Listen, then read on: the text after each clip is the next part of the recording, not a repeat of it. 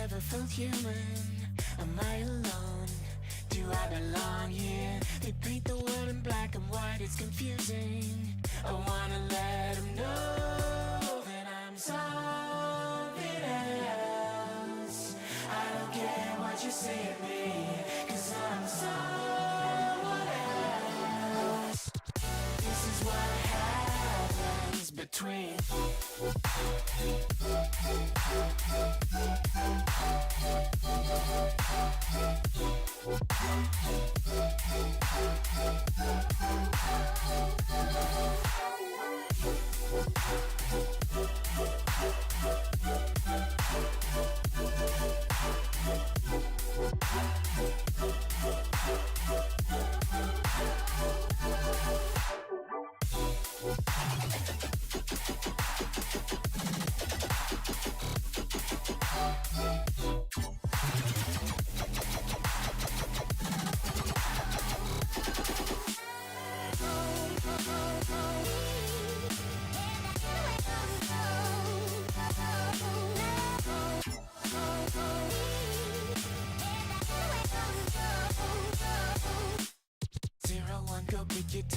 don't think, just fall in line. What's the point of living life if it ain't even mine?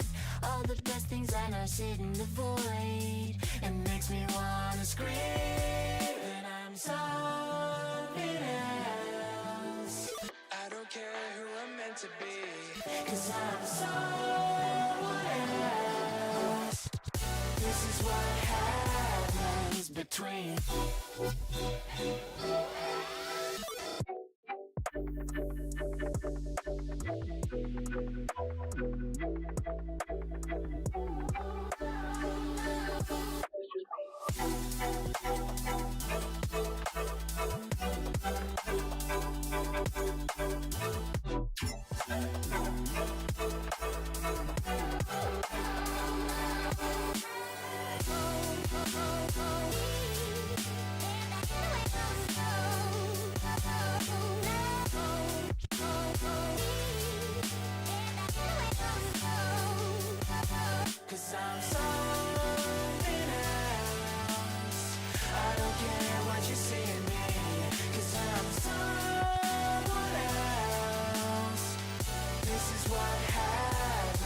between.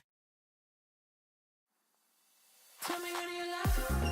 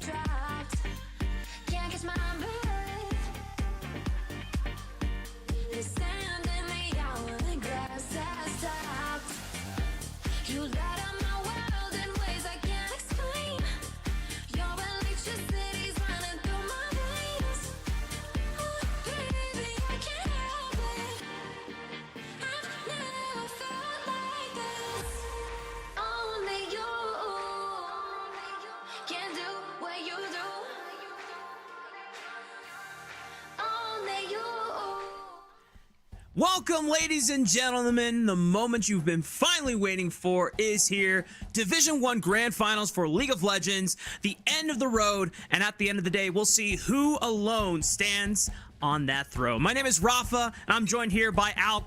We are going to bring to you a banger best of 5. But before we kick things off, Alk, I just want to let you all know, Alk has been a longtime friend of mine, and we've had the pleasure of casting so many awesome series together over the years. So the fact that I get to cast this with you, buddy, it just makes it even more special today. Well, I just hope today that we get a Graves game just for you, for really celebrating the occasion. Dude, that would, yeah. I'm hoping for a Graves game. For those who know, you know. But we've got a lot of great teams here tonight. Obviously, when we talk about Division 1, it really has been a battle between these two teams, these two programs going at it, not just here in League of Legends, but also in the Valorant division of this tournament. That finals goes all the way to 5. They get reverse swept. Maryville become back-to-back champions again. And so it'll be up to Winthrop to try to break the mold. Give us a new champion here in spring.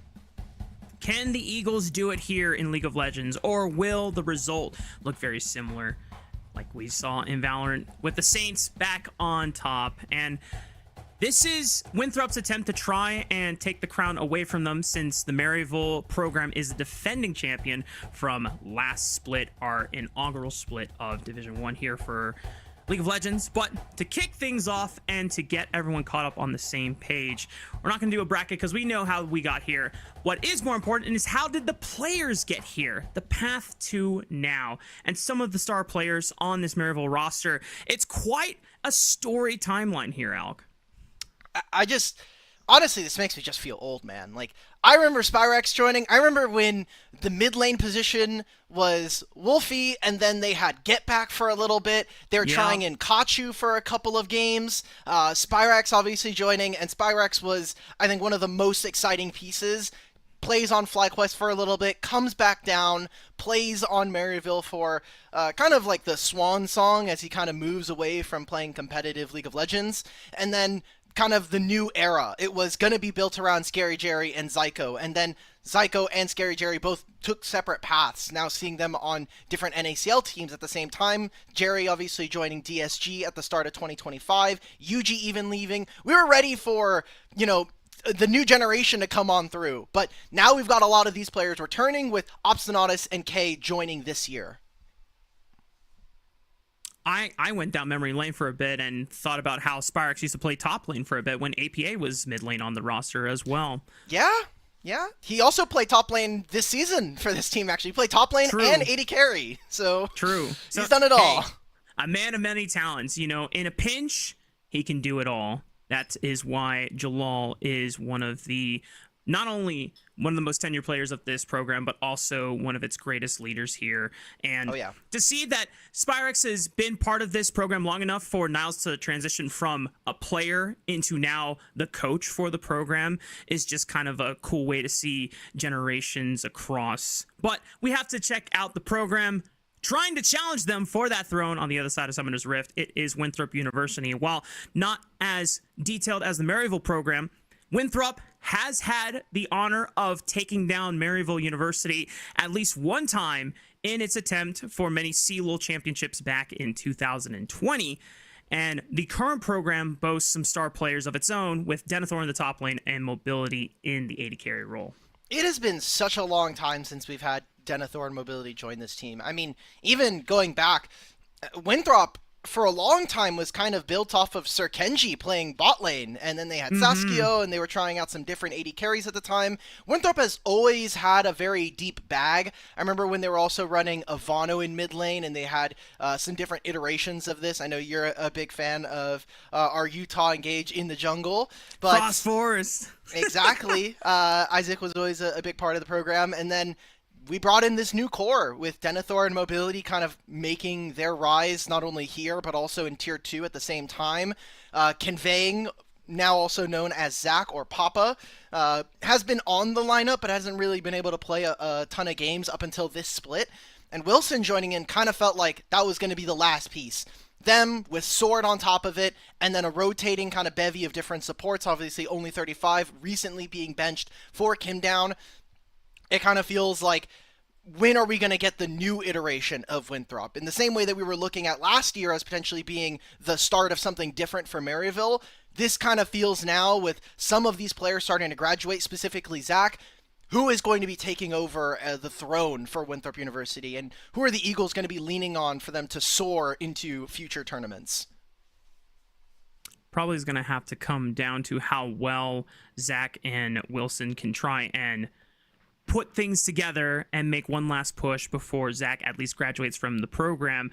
But for a while now, it has been the mobility and the Denethor show. If Denethor has a massive topside advantage, especially in this meta that we're currently in for 2026, then things can look pretty optimistic for Winthrop. But let's take a look at now the full rosters coming in to today's grand finals. Maryville on the blue side here. Crimson, no wait, K. K.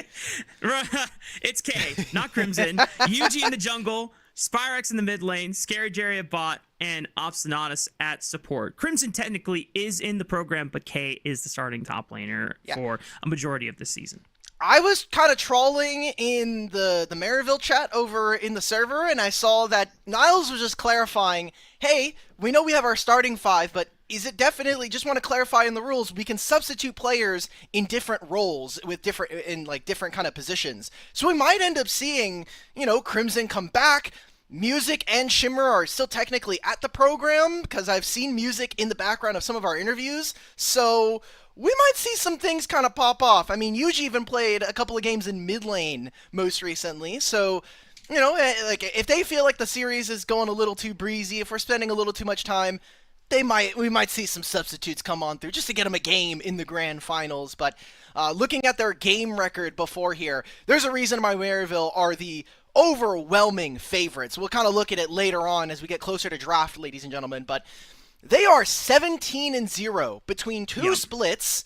That is 14 best of, not 14. What am I talking about? That is 16 best of threes in a row. They have lost 3 games. They have lost the subsequent amount of games that you need to win a best of 5. 35-3 is nuts. I think you tweeted about it earlier, Alec, where across both League of Legends and Valorant, Maryville has gone on a hell of a run. And if they win tonight's grand finals, it would put their program at an all-time high of 36 undefeated series between both titles. That is just insane and speaks volumes about the program that Clerky has been able to build over the course of several years here, and why Maryville University has been revered as one of the, if not the best collegiate program for esports. But we got to take a look at their opponents, Winthrop University, and see what kind of firepower they are rocking for today's grand finals. The starting lineup is Denethor in the top lane, Wilson in the jungle, Zach in the mid lane, Mobility, and Kim down, keeping it solid at bot and support.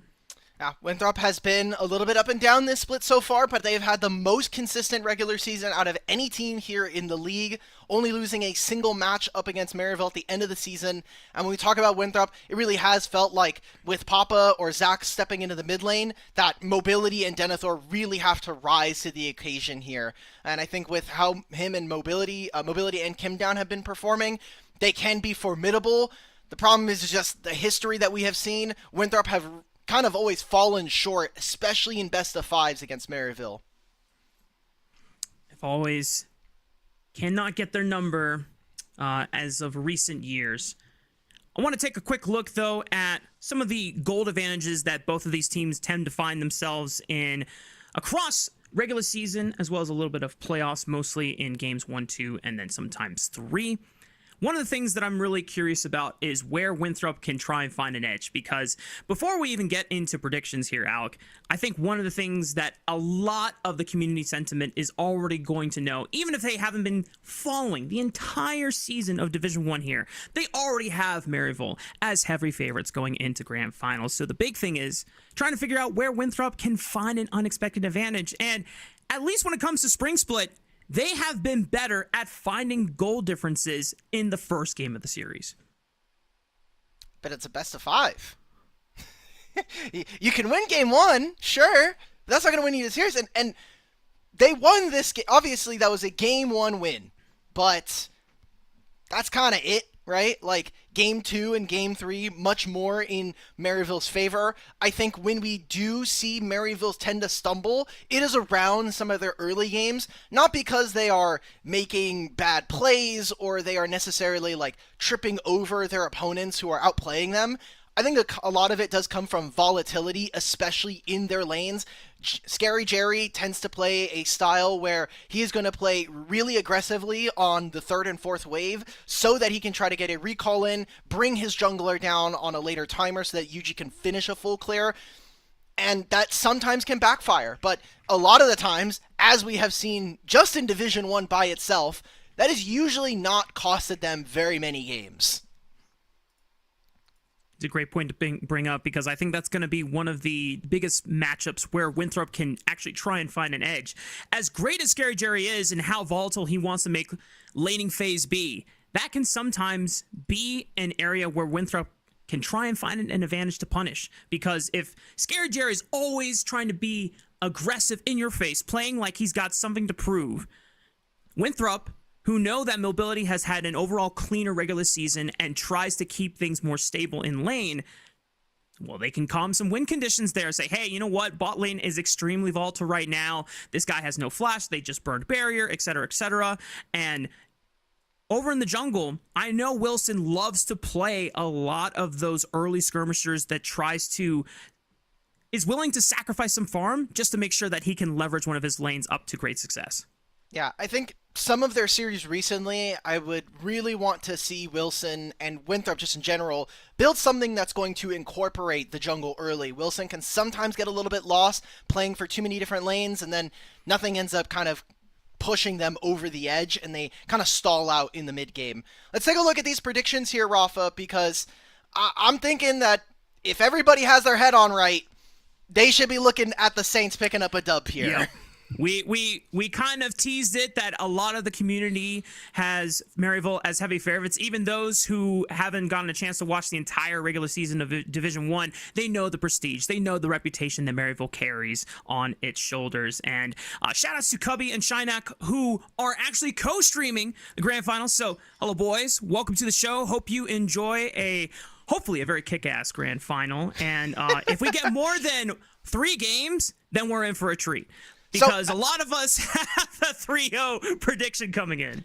I just want to go over. So last finals in November, we were talking about the overall record between these two programs, and this is not updated for 2026, but between the two teams, Maryville has a 70% win rate in non-best of ones. So I'm looking at this. They have played 15 best of threes from the start of their program to 2025. So from 2020 to 2025, over a 5-year period, Maryville versus Winthrop was 5-10 in best of threes in favor of Maryville, and then 4-1 in best of fives in favor of Maryville. The last best of 5 that we saw Maryville lose to Winthrop was LoL Grand Finals 2021. We saw them in these exact finals last year, and it was a 3-0 versus Winthrop. We saw them just last night, actually. Maryville versus Winthrop for the Valorant Grand Finals. Winthrop go up 2 games and then get reverse swept. I don't know if it's something in the water. I don't know if maybe it's something that has kind of matriculated through having these players play so many times against this program. But these current iterations of the rosters, these current iterations of these programs favor Maryville heavily. And I think to see a Winthrop win tonight is unexpected and generally a very, very uphill battle for them to climb.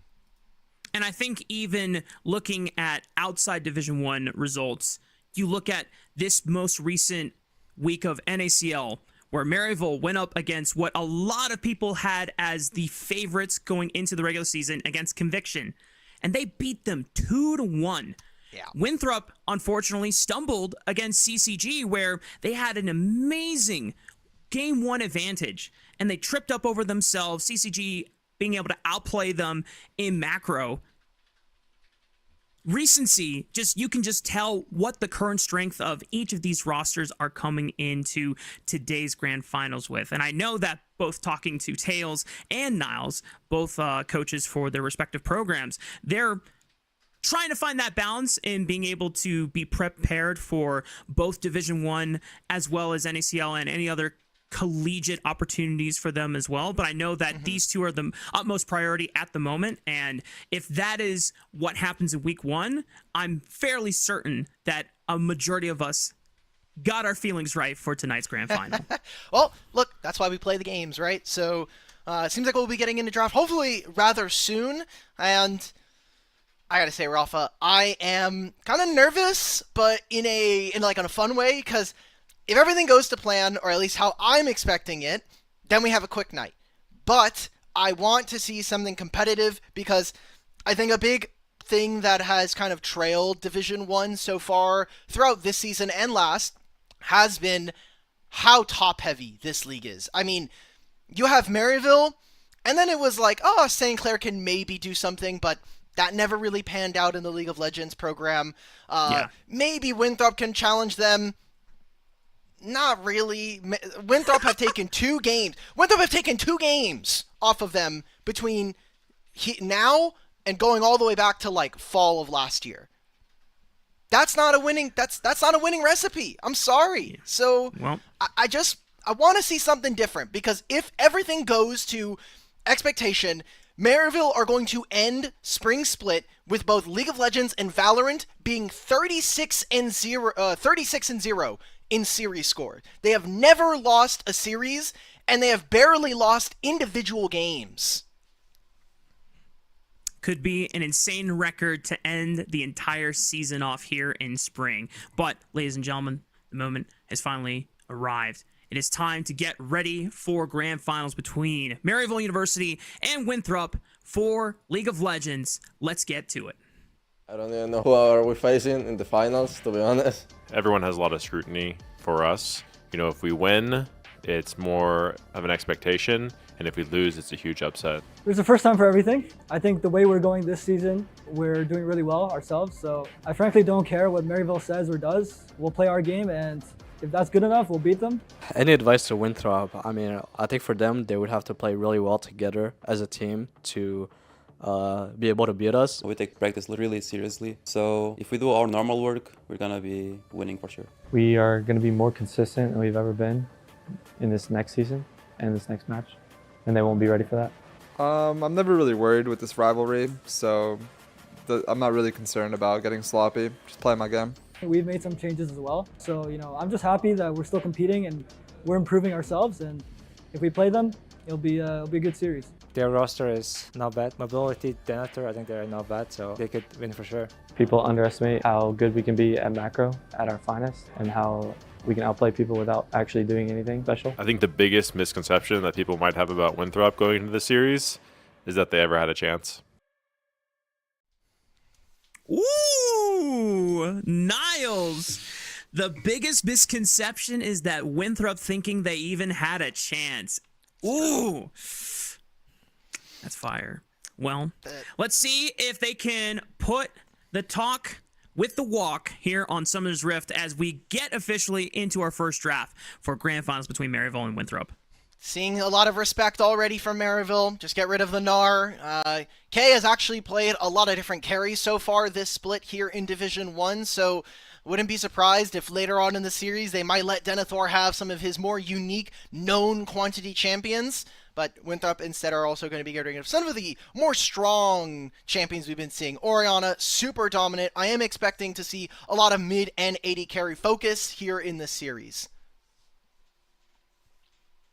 I think I'll concur with you on that one, Alex. So far, Maryville are taking a ban apiece from both Denethor and now Wilson, just trying to eliminate any jungle options that would make Scary Jerry's life a little bit less happy if he is trying to make things as volatile as possible. Still standard stuff, though, from Winthrop, Orianna, and the Varus. Karma ban taken off the table. So now this puts priority on things like Rumble starts to shoot up if Winthrop don't immediately ban it out.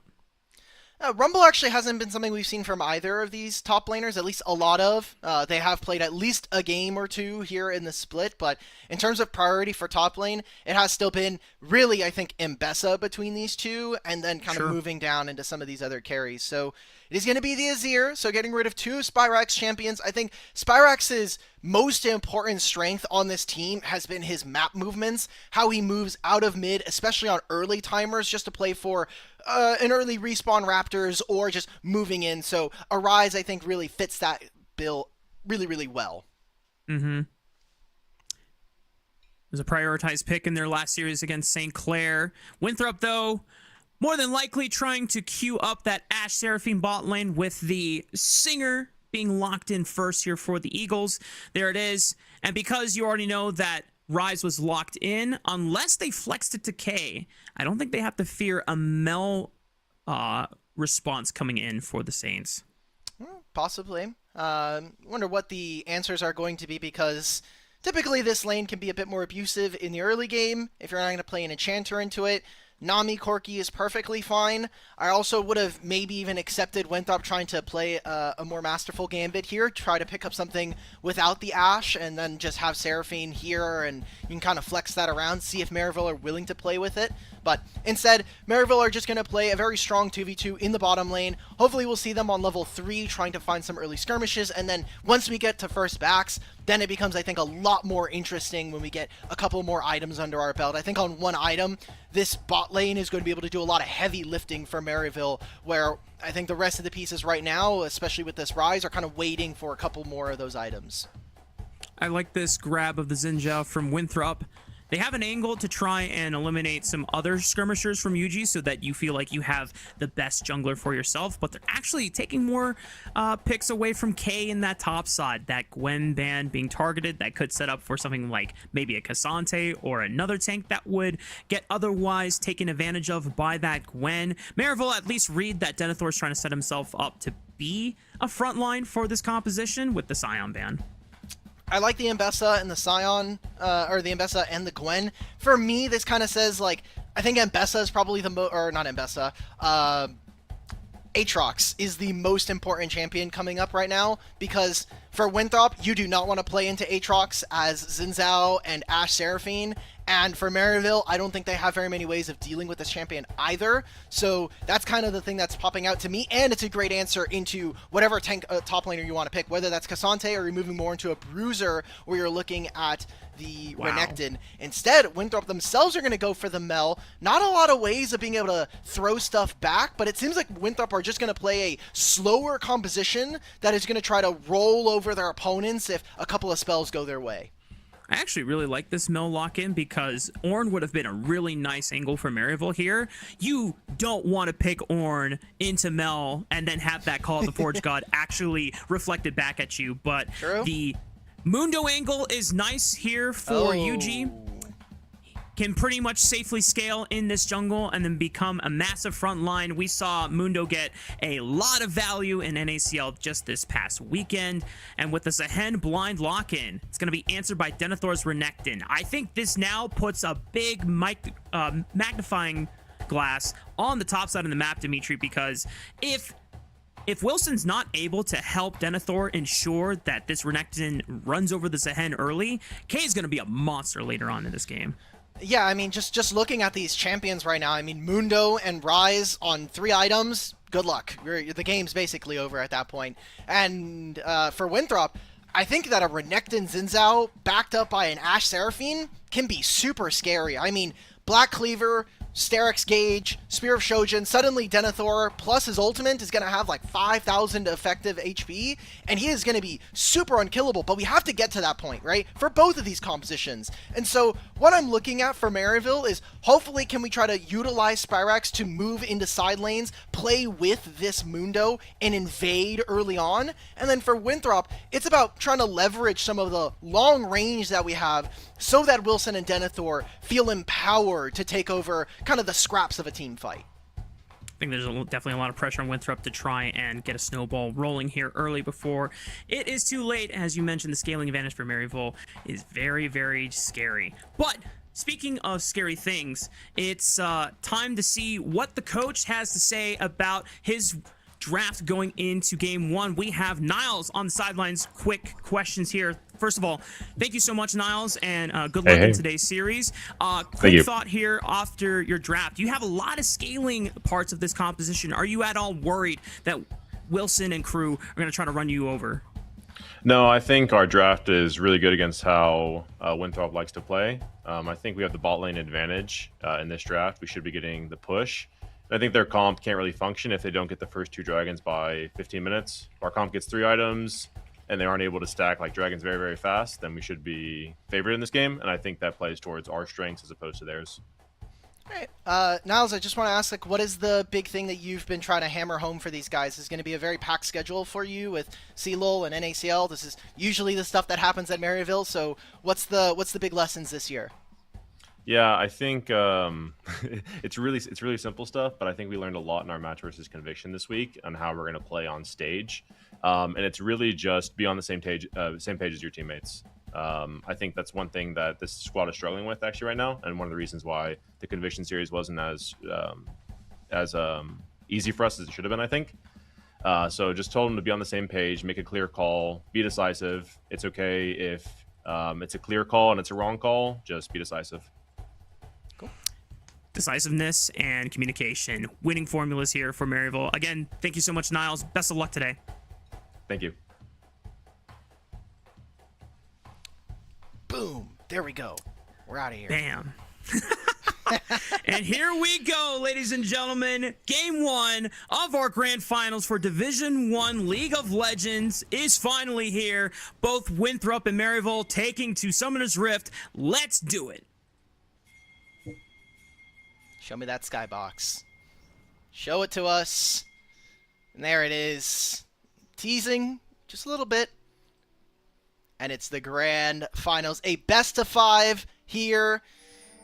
History has told us that Maryville will be the favorites. But again, as we always say, that is why we play the games.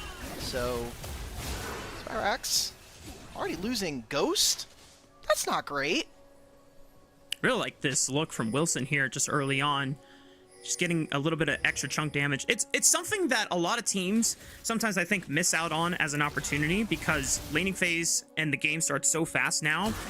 If you are able to find an enemy opponent and just chunk them, they don't have enough time to recall. So you can actually set up a lot of laning phases to potentially jail them or put them in a really hard state in the first couple of minutes.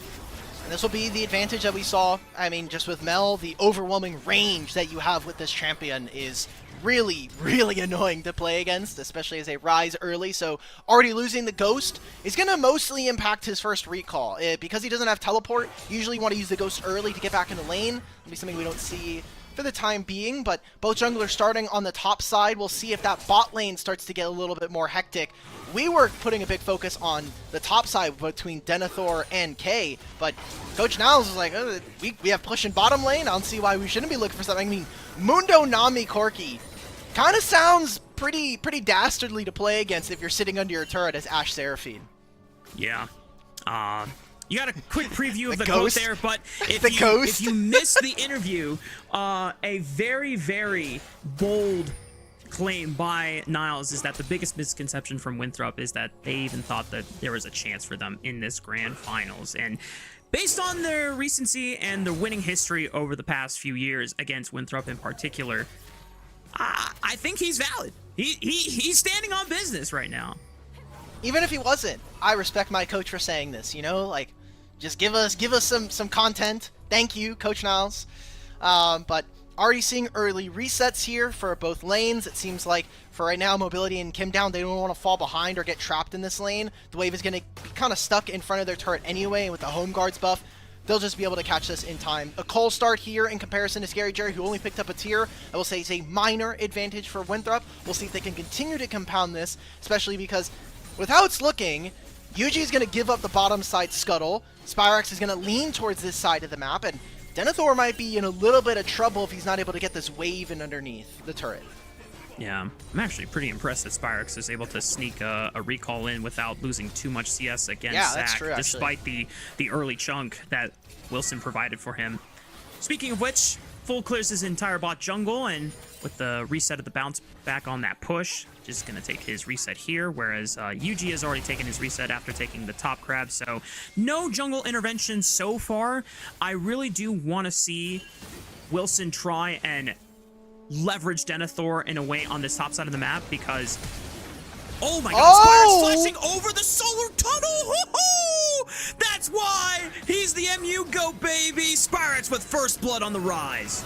A big question that I've had for most of the season is that sometimes Spyrax's laning can be a little bit questionable. We'll see this engaged onto K. Should be able to get out. Zahen forced to flash here, but K is able to make it out alive. Wilson, as we asked for it, Dimitri, at least pays a visit towards topside and gets some resources I think we're down here fighting in bot favor of lane, though. Denethor. Scary Jerry and Obstinatus looking eagerly at Kim down. Wow, double flash, picture perfect from Mobility and Kim down, but that is a high value Q from Obstinatus. Okay, so let's take stock of what has just happened across the map. I mean, both Spyrax getting that kill in mid and then surviving on both sides of the map. Really, really impressive. Take a look back at this. So, Zach doesn't take minion aggro.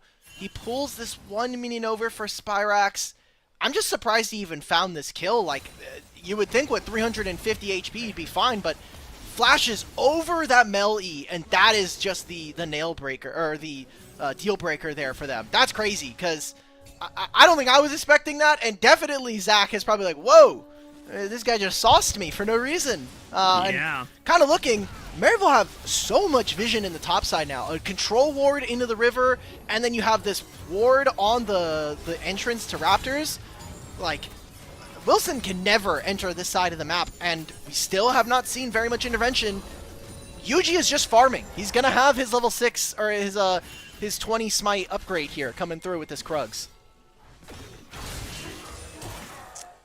Denethor trying to put some pressure down onto K in the top side. Already popping that ultimate. Not sure if he's going to be able to fully push him out, but we'll go for another chunk. Wilson going to look mid lane, though. Not spotted yet by Fog of War. Waits for him to overextend past that mid lane line. But Spyrax has enough distance just to be able to walk out safely to the left, despite not having flash. Oh, wait, I don't Yuji's think we on can top of a control fight ward. This, Winthrop. Like, we're kind of split on both sides. That Spyrax can just immediately collapse. This is Dragon for free. Zach is forced to flash away, and Yuji says, good luck, guys. I'm going to take the dragon, and I'm going to walk this one out, and now he's level 6. So there's no way that the Eagles want to mess with these guys right now. So, essentially what Wilson did is sat mid lane, sapped XP, and Maryville, they just played very, very calm, cool, and collected around this objective. Yuji gets to walk in because Xin Zhao shows on mid.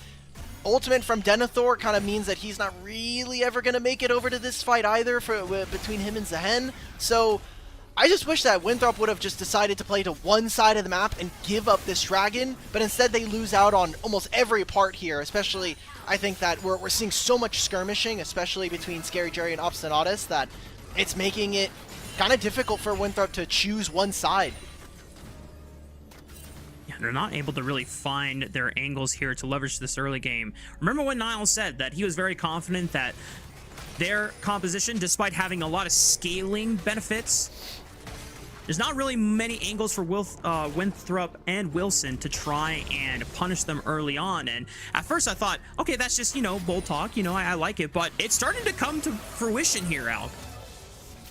That's been my big kind of hang-up for Winthrop, is that I sometimes think that Wilson doesn't do enough, especially if his first couple of options don't end up going through. He just ends up full clearing, and I don't think his team is necessarily set up, especially because Papa, or Zach, in the mid lane is just not a player that has had a ton of time on this lineup. We came in for most of the season actually having Coach Tails play mid lane, and then they decided to throw in Papa in the very last week of the regular season to kind of take over, maybe to even get him experience, to get him warmed up for NACL. Now, Top Dive is here. Zahen has ultimate. He's going to use it to clear the wave, and now there's nothing for Maryville to kind of deal with.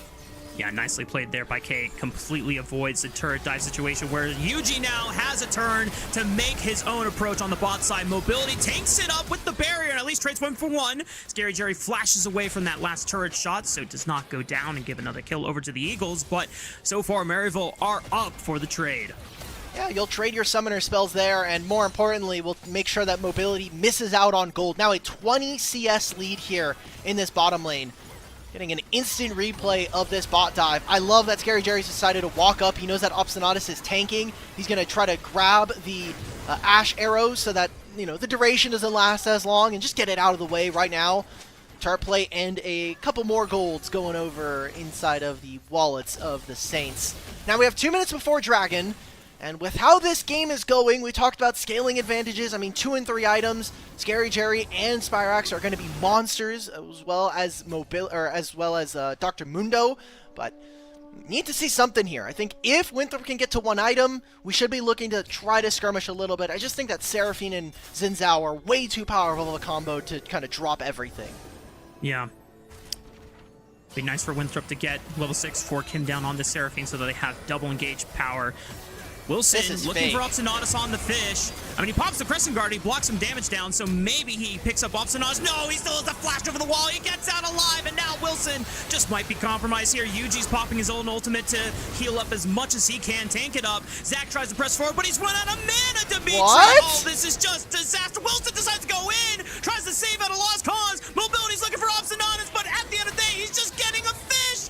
The entire Eagles clue just got completely shot out of the sky, and Kim down is going to be the last one to drop, just like that. Yeah, you got Obsanatus, but you lost 4 for it.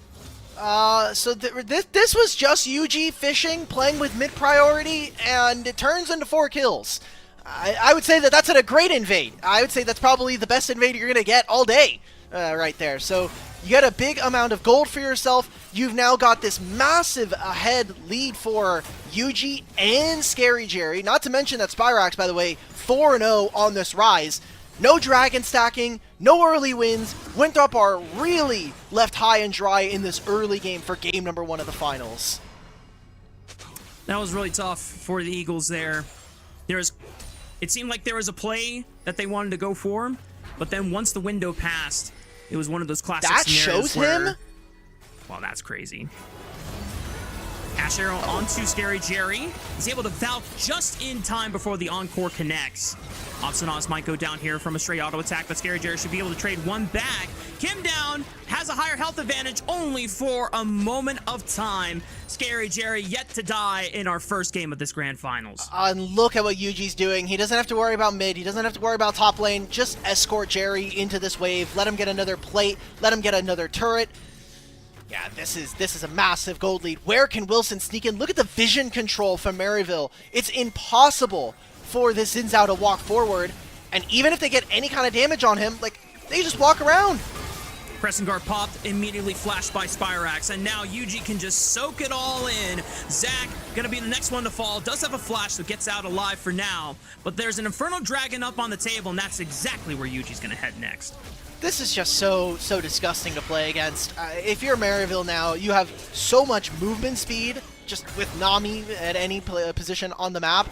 And this topside matchup never really panned out, so Renekton, we didn't see a lead for them. They tried to go for a couple dives, they were cut off. Spyrax walks top lane here, still has Realm Warp coming up off a cooldown.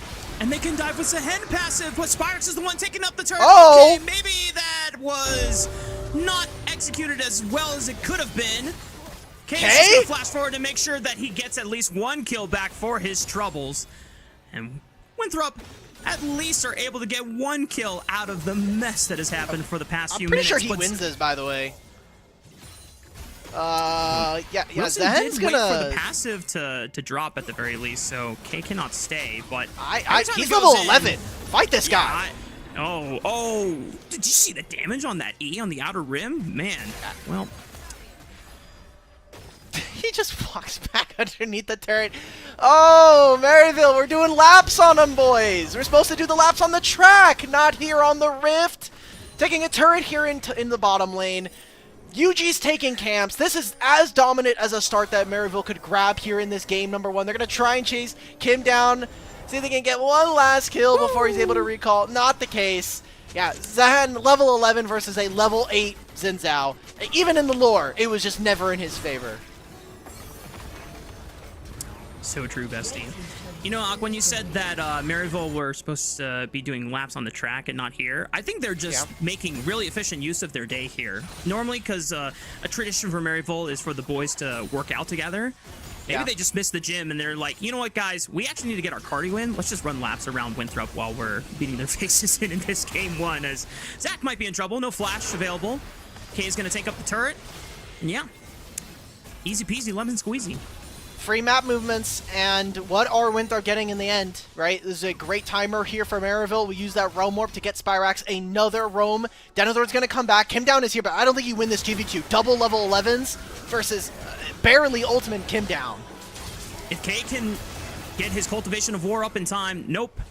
Winthrop are able to get a big shutdown onto the Zahen just before the Cultivation of War does proc. Spyrax now in 1v3. Oh, that's a lot of movement speed he just procced off a Phase Rush, and he still has a turret. Encore is going to... Oh, Spyrax tried to sidestep it at the last second, but could not dodge it. The Eagles are finally getting some kills back in their pockets, but it might just be a little too late here, Dimitri.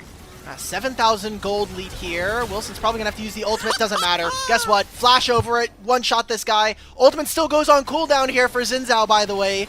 And we're not even pushing for top turret. I think this is a big mistake. Mobility, you're never saving this mid-tier 1. We're not playing for the dragon that is here in 2 minutes anyway. So just take this entire turret, man. Get yourself some gold. You're currently down 8,000 in total to Maryville.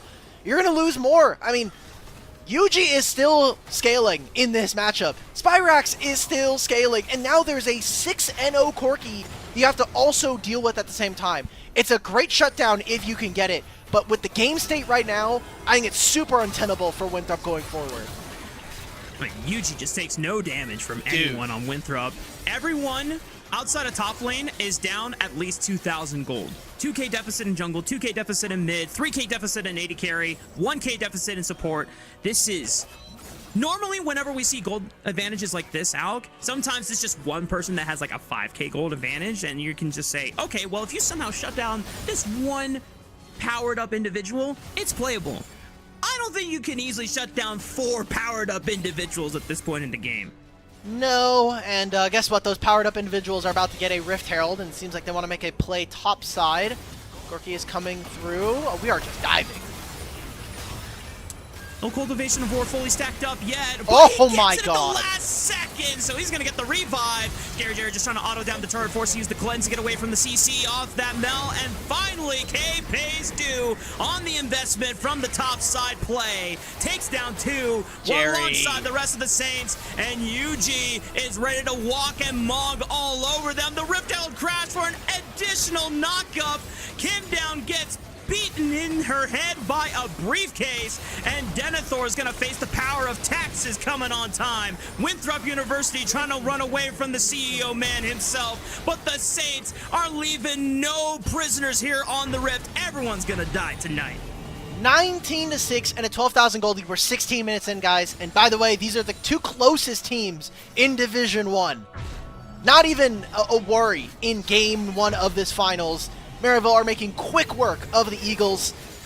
Look, we've got Dragon to play for in 10 seconds here. Winthrop, maybe you can try to sneak it. Maybe you can try to pull Zach down, but Denethor and Mel don't have teleport. So we can't even really contest for the objective. This is going to be a soul point going over. And this is also a big wake-up for Maryville. I mean, you're already 2 items for some of your carries here. Look at Mundo, look at Corky, 2 items completed. We're making our way to a 3rd one for Scary Jerry soon with this collector coming through. So you don't match damage, you don't win the team fights. Maryville have been so clinical about making rotations and playing on these 2v2s. This could be a good... I mean, Scary Jerry has no sums, but that encore was way too wide. Oh, that's just unfortunate. It was a nice concept in theory, but it had to be executed well, and unfortunately it was just a big whiff. Maryville University taking another 2 kills. They're going to do their due diligence in trying to take the steps necessary to close out this game, because we are now past the 10,000 gold advantage breaking point. You know, it was fine. The idea of that is good. If we weren't down 10,000 gold, I would love that play. Also, maybe a Seraphine ultimate landed, but that is a whole other story. That does nothing for the gold lead anyway. So, man, what a massive gap, especially coming in from the bottom lane. I mean, that in the jungle, Wilson has done practically nothing in comparison to Yuji. And Jerry, I mean, look at the lead individually. 8, almost 50 CS up, same in the jungle here. Oh. Looking 4K at the moment. There's everybody. 4 people. I mean, for Winthrop's sake, there is no Baron to trade on the cross map, so they're going to get some value at least being able to take out K. He throws up the I'm sorry emote. Yeah, we have to overload on one side. We have to build some kind of release for this side of the map. Mel's gonna pick up a little bit more gold. I doubt she is gonna hit the turret, but I mean, if you're Winthrop, the gold lead is gonna keep expanding. I think you need to take something somewhere, and the objective bounty of taking this turret would kind of be nice. Trying to slow down Yuji at the moment, taking him to below 50% HP. There's no one on the flank, so no one can really cut off the Saints' escape path here. Looks like Zach was trying to push into this bottom turret, but was unsure whether anyone was going to answer him. Does he want to stay for a wave? Does he? We gotta leave. If there's a roam warp coming, we're dead. Winthrop at least prevents Spyrex from looking for it. Trying to engage him in combat in this jungle. Gotta be careful though. This is an Omega Fed rise. 3 levels down when you are the Xin Zhao into Spyrex at this point in the game. Forced to pop that Crescent Guard just to get out alive. A reasonable position for Winthrop to try to defend, because you're Wilson and you're saying, hey man, I really want my wolves. Can we at least like posture? You don't have to actually fight them. But Spyrex and Maryville are not letting them. They're saying these are our wolves. These are our mid turrets. This is your life being taken. Spell flux into the overload bound. Spyrex flashes away from the knockup here, just baiting Winthrop in for more play. Good. Tries to tank the Ash Arrow, but still gets killed by the AoE damage. Winthrop find 2 crucial shutdowns here just before 20 minutes. Big gold leads still here for Maryville, but at least putting a dent in them, getting the flash from Spyrex is nice. If there's any way that Winthrop are going to be able to find any success in game number 1, it has to be Ashe Ultimate, Seraphine Ultimate. These 2 abilities should be able to make picks for them, but then the question for me is do they have the damage to do so? They're coming onto 2 items for a lot of their players. It kind of has to be now or never. It's a minute and a half before Soul. Take a look back at this play. I mean, Spyrex, like you mentioned, he has way too much damage here. That Spell Flux completely deletes the Seraphine. The Roam Warp to reposition. Mobility lives just barely, having to use his flash. And I gotta say, Rafa, on one end, Zach would have been facing against a Hen, and that probably wouldn't have been a great matchup. But now you're kind of like, if you're Mel, you're saying, damn, I really wish we would have been able to get a little bit more. Maybe even get that objective bounty that we were looking at early. Yeah. Kind of with you there. There's been a couple times where Winthrop are trying to opt into the 5-on-5 fights, and I feel like you're right that they should just try and snag these outer turrets whenever they have a window to, just to get even more gold for themselves, because at least that's guaranteed. And taking these 5-on-5 flips when you're already down gold, it almost seems like you're hoping for too much for a miracle, like the 1% chance that it works out for you. Sometimes you just got to take the 1% chance. When you're this far down, a lot of things are going to feel like a 1%, but you got to go for it. You have to be able to go for it, because otherwise you're going to lose the other 99% anyway. So I'm just looking as 15 seconds before the Soul, and it is a TP flank? Tech. Uh-oh. I mean, they don't know think it's this coming. is very real.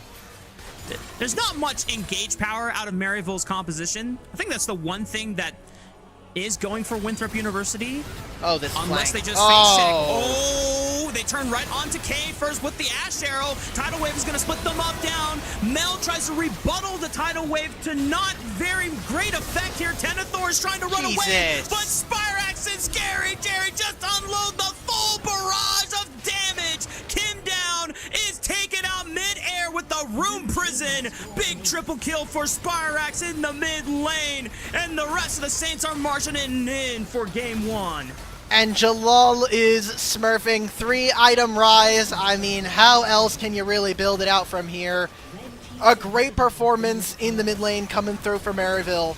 And, I mean, look, they made it dominant from start to finish. You win the 2v2, you get the solo kill in mid, and then you're able to prevent a top dive.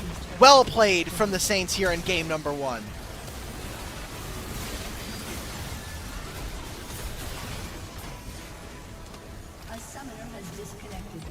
Not to get ahead of ourselves, Dimitri, but there's a reason why a lot of people were favoring Maryville going into this series, and if we get games like that back to back to back, this may be a swift grand finals after all. For Winthrop, some of the things that maybe they weren't expecting that definitely gave the edge over to Maryville University. One, Spyrex finding a solo kill on the Zach.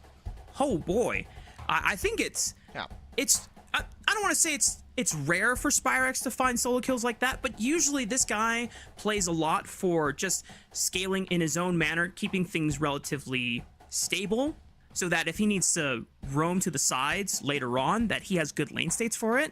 So the fact that he even found that angle, I almost thought I was looking at like younger Spyrex when he first came onto the scene, and he was really trying to prove to everyone, it's like, oh, like, don't mess with me. Like, I've got these skills that you guys are not ready to see yet. But maybe it's just hindsight 2020 vision here, Dimitri.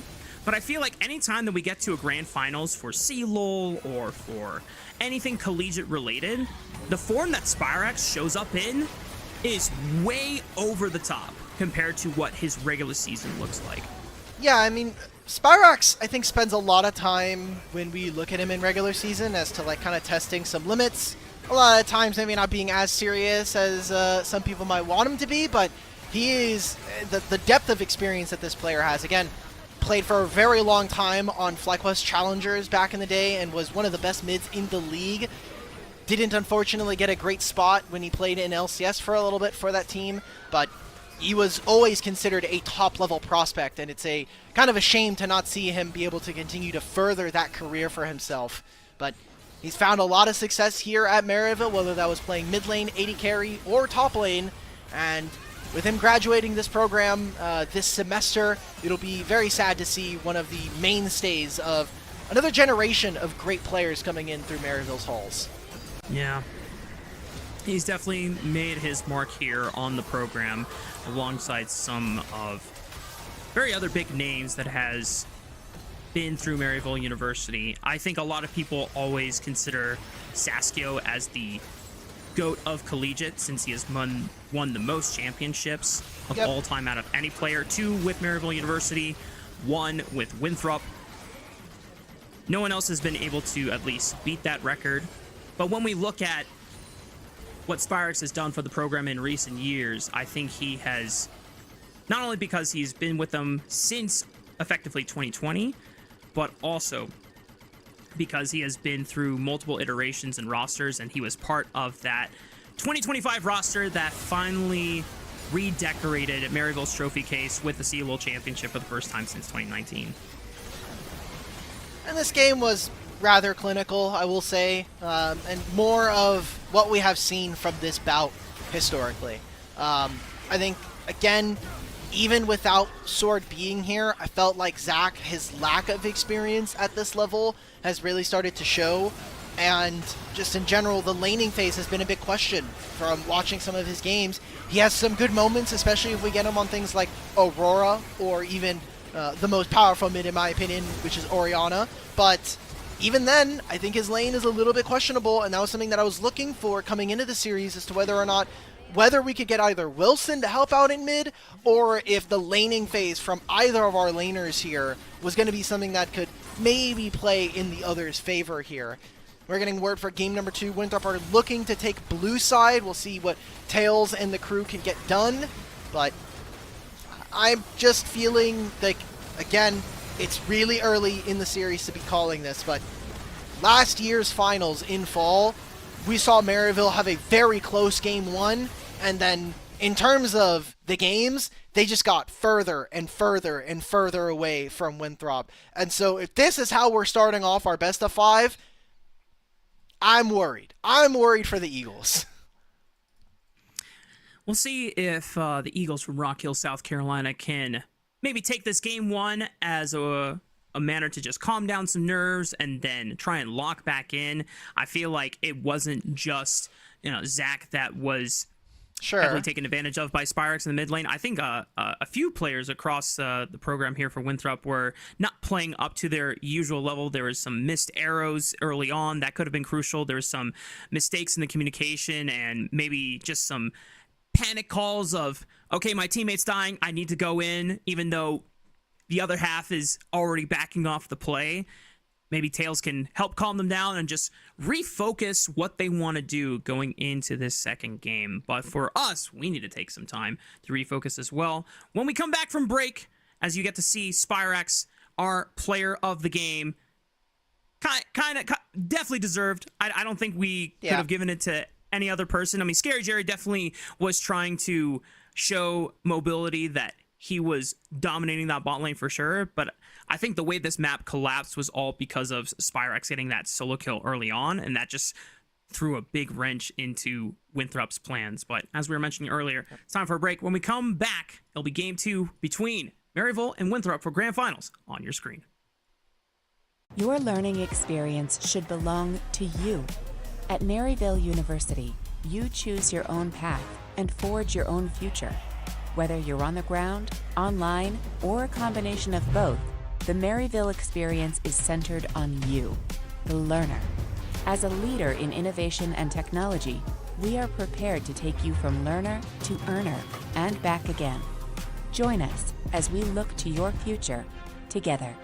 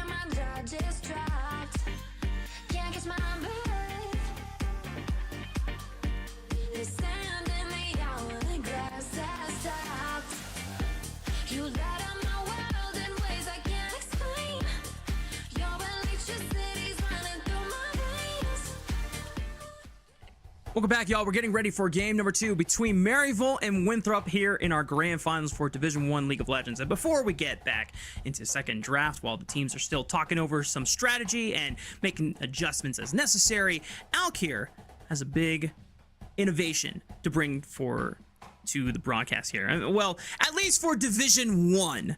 You know, you might have seen it on other broadcasts around the world. Telestrator, let's go, Alk.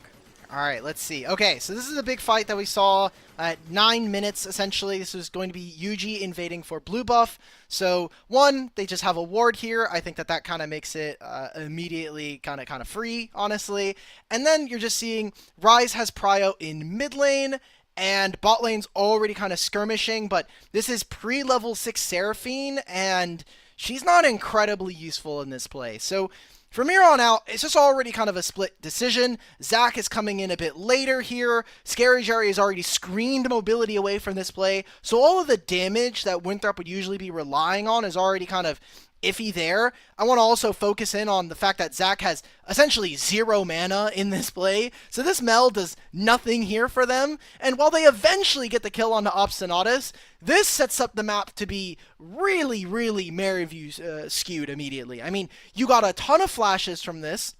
At the very least, you got a couple of kills. And now you've set back not only the mid-jungle of Winthrop, but also you've taken away the bottom lane of any kind of strength. And I was already kind of questioning, why are we putting mobility, one of the best AD carries in this league, on Ashe, and we're taking away some of that team fighting? That doesn't feel like it gives us much to play with. Yeah, between the draft decision, I mean, I'm still okay with Ashe Seraphine as a concept if you're able to either play through that lane and get him down to level 6 a little bit faster, or being able to proactively leverage your Renekton top lane side a bit better. I just think the 2 windows that Wilson was able to look for, first one was Flash, okay, then you're due for a repeat visit, but the time that he chose the repeat visit, it was unfortunate for him because K had a wave that he was able to just soak up with his ulti, and from there, all that investment in topside really went nowhere. I guess the silver lining is, well, at least top lane didn't have a 2-3k gold deficit by the time we had lost the entire map, but if you're Renekton, you can't just be sitting pretty with a gold stability and going even. You want to be ahead, you want to be smashing that lane so that you can use your power for the rest of the map. But going into the second draft, Dimitri, now that because a lot of those champions are gone since we are in Fearless, Winthrop are opting in for blue side game 2. I'm not sure if I want to advocate for Wilson trying to snag something like the Pantheon, because he just played a Xin Zhao game and did not do enough proactivity on this map. That could change, though, depending on how well focused they are, especially after talks with Tails. I just think that looking at the champions that are available, I look at what they have specifically played here in Division 1. Seraphine was not a champion that Winthrop had played a lot, but Nami was 4-0 for Kim Down this season. Gone, with Obstinatus taking that away. You also might be able to chip away at some of the mids that Papa would like. I think more importantly, the two pools that we'll be looking at is going to be top lane and support here in this one. Relatively a little bit more constricted, and especially for Kim Down, has a big focus on some of these ranged support. So I just want to see more 2v2s are going to work in the favor of Winthrop in the bottom lane, because mobility, I think for 2 splits in a row, has consistently, from a regular season perspective, been top 2, sometimes even top 1, where Scary Jerry will make a few mistakes here and there, where I think mobility is a little more bulletproof in that sense. It's time to pay the investment back forward then. Let's see if Winthrop can try and make some adjustments that give mobility more winning resources, more winning options here to try and push that as a viable snowball advantage going into the second game, because otherwise they tried top lane advantage, they gave counterpick over to Denethor, didn't really result in much, whether that was just because Wilson needed to do more. That was not his fault, bro. He pressed tap, his whole game's done, bro. Like, cool. 4 of you just died around a scuttle, not like a scuttle. I can't play the game as Renekton. Yeah, can't really push that advantage anymore without potentially risking getting 3-man, 4-man ganked himself on that top side of the map. I really am curious what jungle option is going to be, as I'm hearing second draft is ready to go. Because as we said before, the 2 junglers that Wilson played right before this series against Ohio State was Jarvan and Pantheon. Jarvan was banned away, probably will be banned away again by Maryville, considering that many of the AD carries without Flash can be susceptible to that Cataclysm in this meta at the moment. I feel like Yuji can just pick whatever. And if Wilson's not proactive enough, if Yuji's playing a skirmisher, he's the one that's going to go for invades. If he's playing a scaler like the Mundo again, he's just going to power farm, and he's going to be able to work with his lanes and communicate, hey, I can be here, I can't be here, play safe here, don't play safe here. And despite Niles' caution about, hey guys, just make sure that you are talking a lot and on the same page, I think that was a relatively very clean game for Maryville in game 1. I think so too. I do see, like, maybe it's just like hey, we're already primed for it. They already told us that communication was an issue, so now we're like extra keyed in on trying to look at things. There were a couple of decisions that I think Maryville were not really looking to go for. I think of that top side dive where Zehen and Rise are looking at the top side, and then Mundo walks away, and then they're like, oh, we'll actually just summon the Herald. We won't have to worry about that. Maybe we'll see a little bit of that here in game number 2. We're seeing Jarvan and Nocturne taken away. Just get rid of the comfort champions for Wilson that is going to cause some issues here. Now, Maryville, here's the question. Are we banning Orianna? Because what are we going to play into it? We won't have the Mel. We won't have Rise. We could look for Talia. We could do Azir trade. I like this as a kind of gamble from Maryville, just willing to give this to try to get rid of another combo. And Lulu is going to be great for that. You're cutting away at some of those 2v2s that would allow for mobility to have a hyper carry and a scaling enchanter support. How do you like the Aurora matchup into the Orianna Alk? I think it's fine. I think it's slightly favored. For me, I just love Orianna. The fact that she has so many different build paths with Rod of Ages, or going for more of a scaling build, whether that be with Blackfire Torch or with Ludens. You can just one-shot her, but Aurora has more play on sides, and I think in lane, her spells are, if I remember correctly, like 50 range longer than Orianna's effective range. So you can try to trade. It's very difficult though, and especially very skill dependent. But it seems like we're going to get that here from Maryville, at least for the time being. We're seeing a Ezreal and an Aurora, so already a lot of flexibility as to what they can try to get away with. I wonder what the pairing is going to be for this Ezreal, seeing that Karma's already taken. Winthrop see an opportunity to lock in an Mbessa for themselves. Technically, this is still a flex in the jungle, but recently we've just mostly been seeing it in the top lane. As the Mbessa jungle nerfs has made her a bit weaker in recent patches. And with the Wukong, that definitely confirms that Wilson is just snagging the Monkey King for himself. Denethor will be blinding this Abessa effectively in the top lane. But because there's no Renekton anymore in this Fearless draft, I can understand it being locked in at this point. Jax immediately slammed down by Maryville. Now, more than likely it's 4K in the top lane, but there is a world where they start cooking here and they give it over to Yuji instead.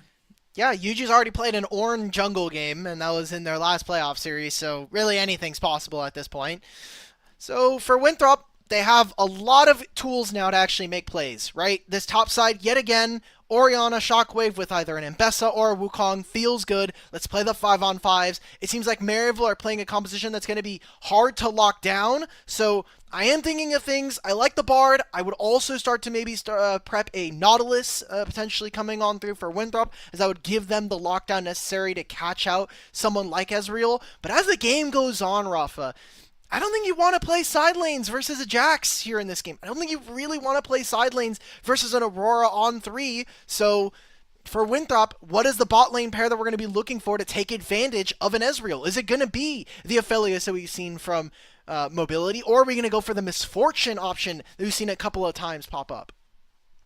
Yeah, if you really want to empower both an Aurora and a Jax side lane while having Ezreal be completely safe, I think Pantheon makes a lot of sense here for Yuji, just to be able to enable those side lane split pushers even more effectively. And I love seeing the Alistar. Whenever Karma is never on the table, a lot of teams will recognize, hey, you know what? This is the one time we can take like a tank support, because Ezreal's totally fine on his own. Yeah. And with how Winthrop are looking, Alistar can be really mean to deal with. There's that Aphelios we were looking for. Gives them some lane to play around if they, depending on the duo. We are getting a Kim Down Thresh, man. I've been waiting for this. Kim Down made a name for himself on this champion very early on in his career.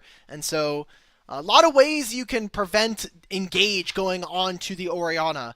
Now for Maryville, now here comes where we get to decide whether it's going to be a Jackson jungle or what it seems to be a Vi here for Yuji. So there's that lockdown that we were looking for. I think for Winthrop, I like their front to back. Wukong is super disruptive for what Maryville want to do, but I think on the opposite side, if Kim Down is not playing to peel his AD carry or his mid laner here, I think Jax Vi runs the table. You are never moving versus Counter-Strike. Yeah. I'm a little sad that they give up on the global power from Pantheon, but I think as soon as you see that Thresh, the one point and click stun you have in your kit as Pantheon immediately gets responded by a well-timed play, so the Vi pivot does make sense. But before we head on to Summoner's Rift, we have a Sideline Coach Inventory review with Tails over at Winthrop University. We're going to go ahead and get that queued up, ready to go for y'all in just a few. I've heard him join. Hello. Boom. Hi, Tails. Hello, Tails. Hey. How are you guys doing? All right. So, good. Before we get into game 2, I just want to get some quick thoughts. First, reflection on game 1. What did you think went wrong for Winthrop University, and how did you try to coach that into the boys going into game 2 and refocus them? Yeah, I mean, game 1, we didn't play too well, but it's our first game of the day.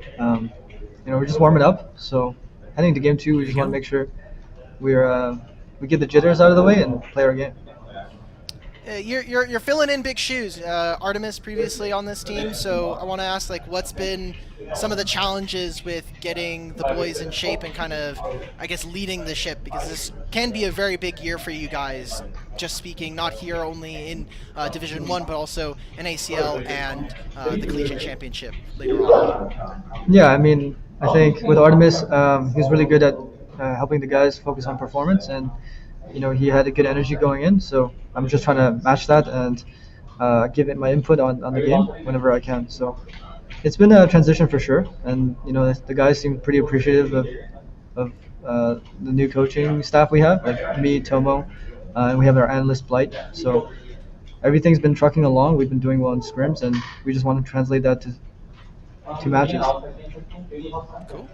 I think basically I just wanted to ask, what is your coaching style? Because I think you've been around the block for a while, and you've had some really cool stuff that you've been able to do in your career. So what's been your biggest focus? My biggest focus is just keeping energy good, and make sure we're reviewing the points after the game. Make sure we're not leaving things kind of unlooked at, if that's a word. Just making sure that we're trying to figure out all the variables, look at all the points that we can, and make sure we're talking to each other like humans. Make sure there's good responses and we're acknowledging each other. So I think that's really where I'm at as a coach, and I just want to make sure we're having a good performance on stage day. Cool. We're also looking forward to it too, Tails. Thank you so much for your time, and best of luck to the boys. Thank you. And there we go. We'll send him back into the ether, and we'll take over, and hopefully we'll see Winthrop give us at least one game here in this finals. We were robbed of a single Winthrop win in fall for the finals. Now is when they have to make it do. This is now when Tails kind of needs to put his money where his mouth is and bring home some silverware for the Winthrop Eagles. Let's see how the adjustments take place here as we hit Summoner's Rift for Game 2 between Maryville and Winthrop for Division 1 Grand Finals. Okay. So, is there any early level 1 shenanigans? We got some, we got the Summoner spell out from Spyrex early in game number 1. Doesn't seem like that is going to be the case here in game number 2. Big thing to note is support's difference in keystones. There's a unsealed spellbook here for Obstinatus, so you can go for Exhaust, Ignite. I think Cleanse also has a little bit of value here in this game, even if you are Alistar, if you don't have your ultimate. But it is an Aftershock for Kim Down, so it's going to be rather reliant on landing some crowd control, which is not particularly difficult, but with some of the range, some of the flexibility that we could see from Maryville, I think it is a bit tougher to proc this consistently in fights. It'll also be nice for lane power if anytime you go for those all-ins or those trades, extra bit of resistances. Whereas Obstinatus, he's banking on the long con game, and you know what? That just means we're due for a TP flank from an Alistar at some point, which I'm gonna be a happy camper to see if it's a really, really bountiful one. But so far, both of the junglers starting on the top side of the map, making their way towards the bot side, which does not surprise either of us here, since top lane volatility doesn't really seem like it's going to be that grand, and with a lot of focus being put now onto mobility with the Aphelios being brought out here in this game too. I think it definitely makes sense that if UG tries to make any moves into putting mobility behind or burning some summoner spells, Wilson wants to be there to deflect it. Did get spotted. There's a ward on the Raptor pit. KA crashing a very large wave, and he knows that his jungle's on the opposite side, and since they have an idea as to where Wilson could be, I think it's a very respectful recall coming on through for the Jax. There's not a ton of damage, at least from what I am seeing from the bottom lane, so if the junglers are going to get active early, I do think it has to be around mid lane, especially just getting the flash out of an Orianna champion would be massive for Maryville to find early.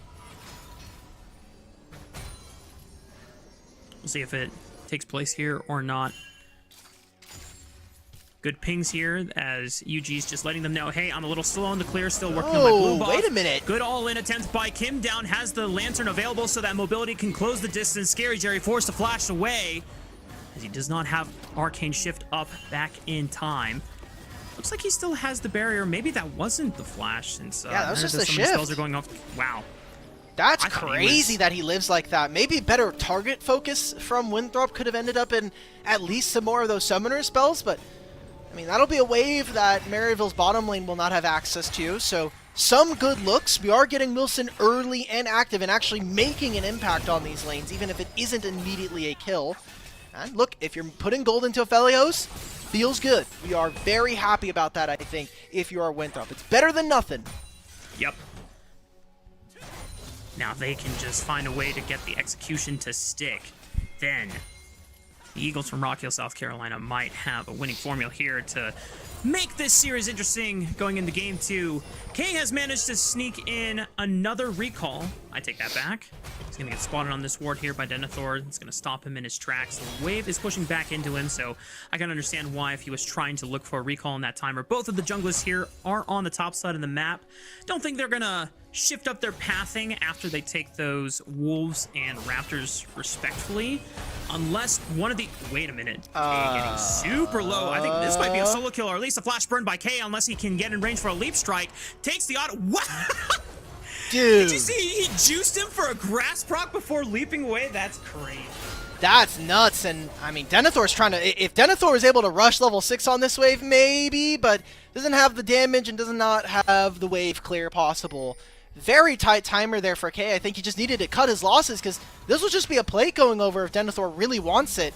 Maybe respecting the back timer, thinking that if K picks up boots, it's a little bit earlier here.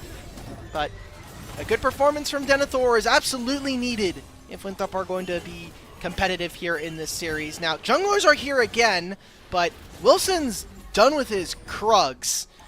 And that won't mean that he'll have upgraded Smite. Actually, Yuji has found a way to have his upgraded Smite after he finishes this Gromp. So if they want this Dragon, it's going to be very hard-pressed. They'll have mid-priority here from Maryville. Maybe Obstinatus can try to cheat after pushing out of this wave. Yuji's got to be careful. Cannot clear that ward since Mobility and Kim down had first move. Shockwave from Zac just trying to get some lane pressure and force Spyrex to be pinned in this mid lane. They're going mid. Obstinatus is going in for the play. Wait a minute. Yuji's not level 6 quite yet. Mobility has red and white guns, so that usually is not a good scenario to try and play out if you are Maryville, but they forced them on the back foot. I think Winthrop just kind of saved themselves so much time in this game, potential heartbreak, by finding Yuji and having him show himself. They know he has upgraded Smite. They don't want to have to try to play for it. They had already gotten the push. They had their one timer where they can move into River, but they're going to say, look, we're not going to deal with potential Smite steal with him having an upgraded Smite versus me. I'm just going to move to the top side. I'm going to get the top side scuttle, play for my Ambessa. Maybe we can even set up for trying to invade for his red buff, but this invade, I mean, they're just going to go for the dive. Yuji now level 6. Has to think about whether he wants to commit to the play or not. It's still red and white for this Aphelios, so if you don't get all of your spells, all your damage in quick fashion, that could be a mistake coming in from Maryville University. Yuji already pinging that Wilson more than likely is taking his respawn red buff, which he would be correct. Yep. It's happening right on our screens. He already took red buff. He took, he's also taking Krugs, and maybe he looks for K. Denethor just popping the public execution. K yet to use the Grandmaster's Might. Wilson now level 6, could look for an all-in or at least a gank opportunity. Don't think he was spotted. He didn't walk all the way of the tri-bush just yet. Yuji's right below K in this river, and I think the rest of the Eagles are calling it off, making sure that they do not get baited in by K overstepping in the river. And now as kind of recompense, he gets to take his blue buff, which won't immediately change a ton, but it's one camp versus 2. Scary Jerry even cancels the recall of mobility. It's not going to turn into too much after that except a single turret plate, but I think that Maryville are just squeezing gold differences where they can. It doesn't need to be massive wins like we saw in game number 1. It could be these small increments of wins. 10 CS in top lane, 10 CS in mid lane. Look for something in bottom lane where you can get yourself that plate. You can get another wave for yourself. It's these small things that are going to kind of make the difference between some of these lanes.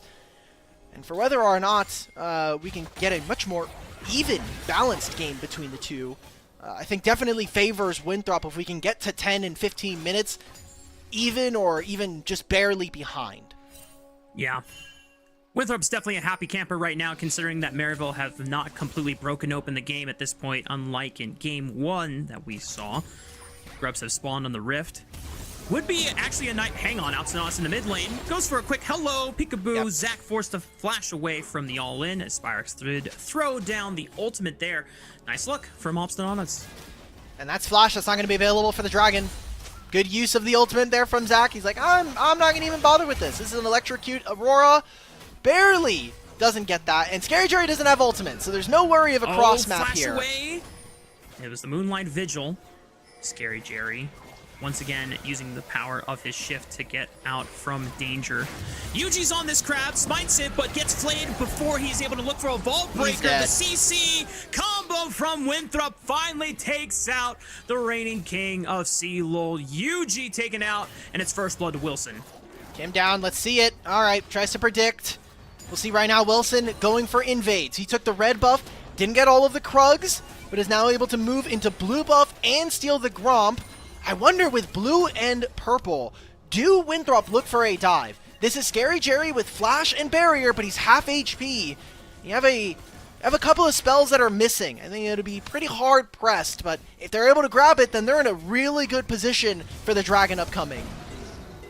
Oh, Obstinata's trying to find Wilson, but Blast Cone does get him out back to safety.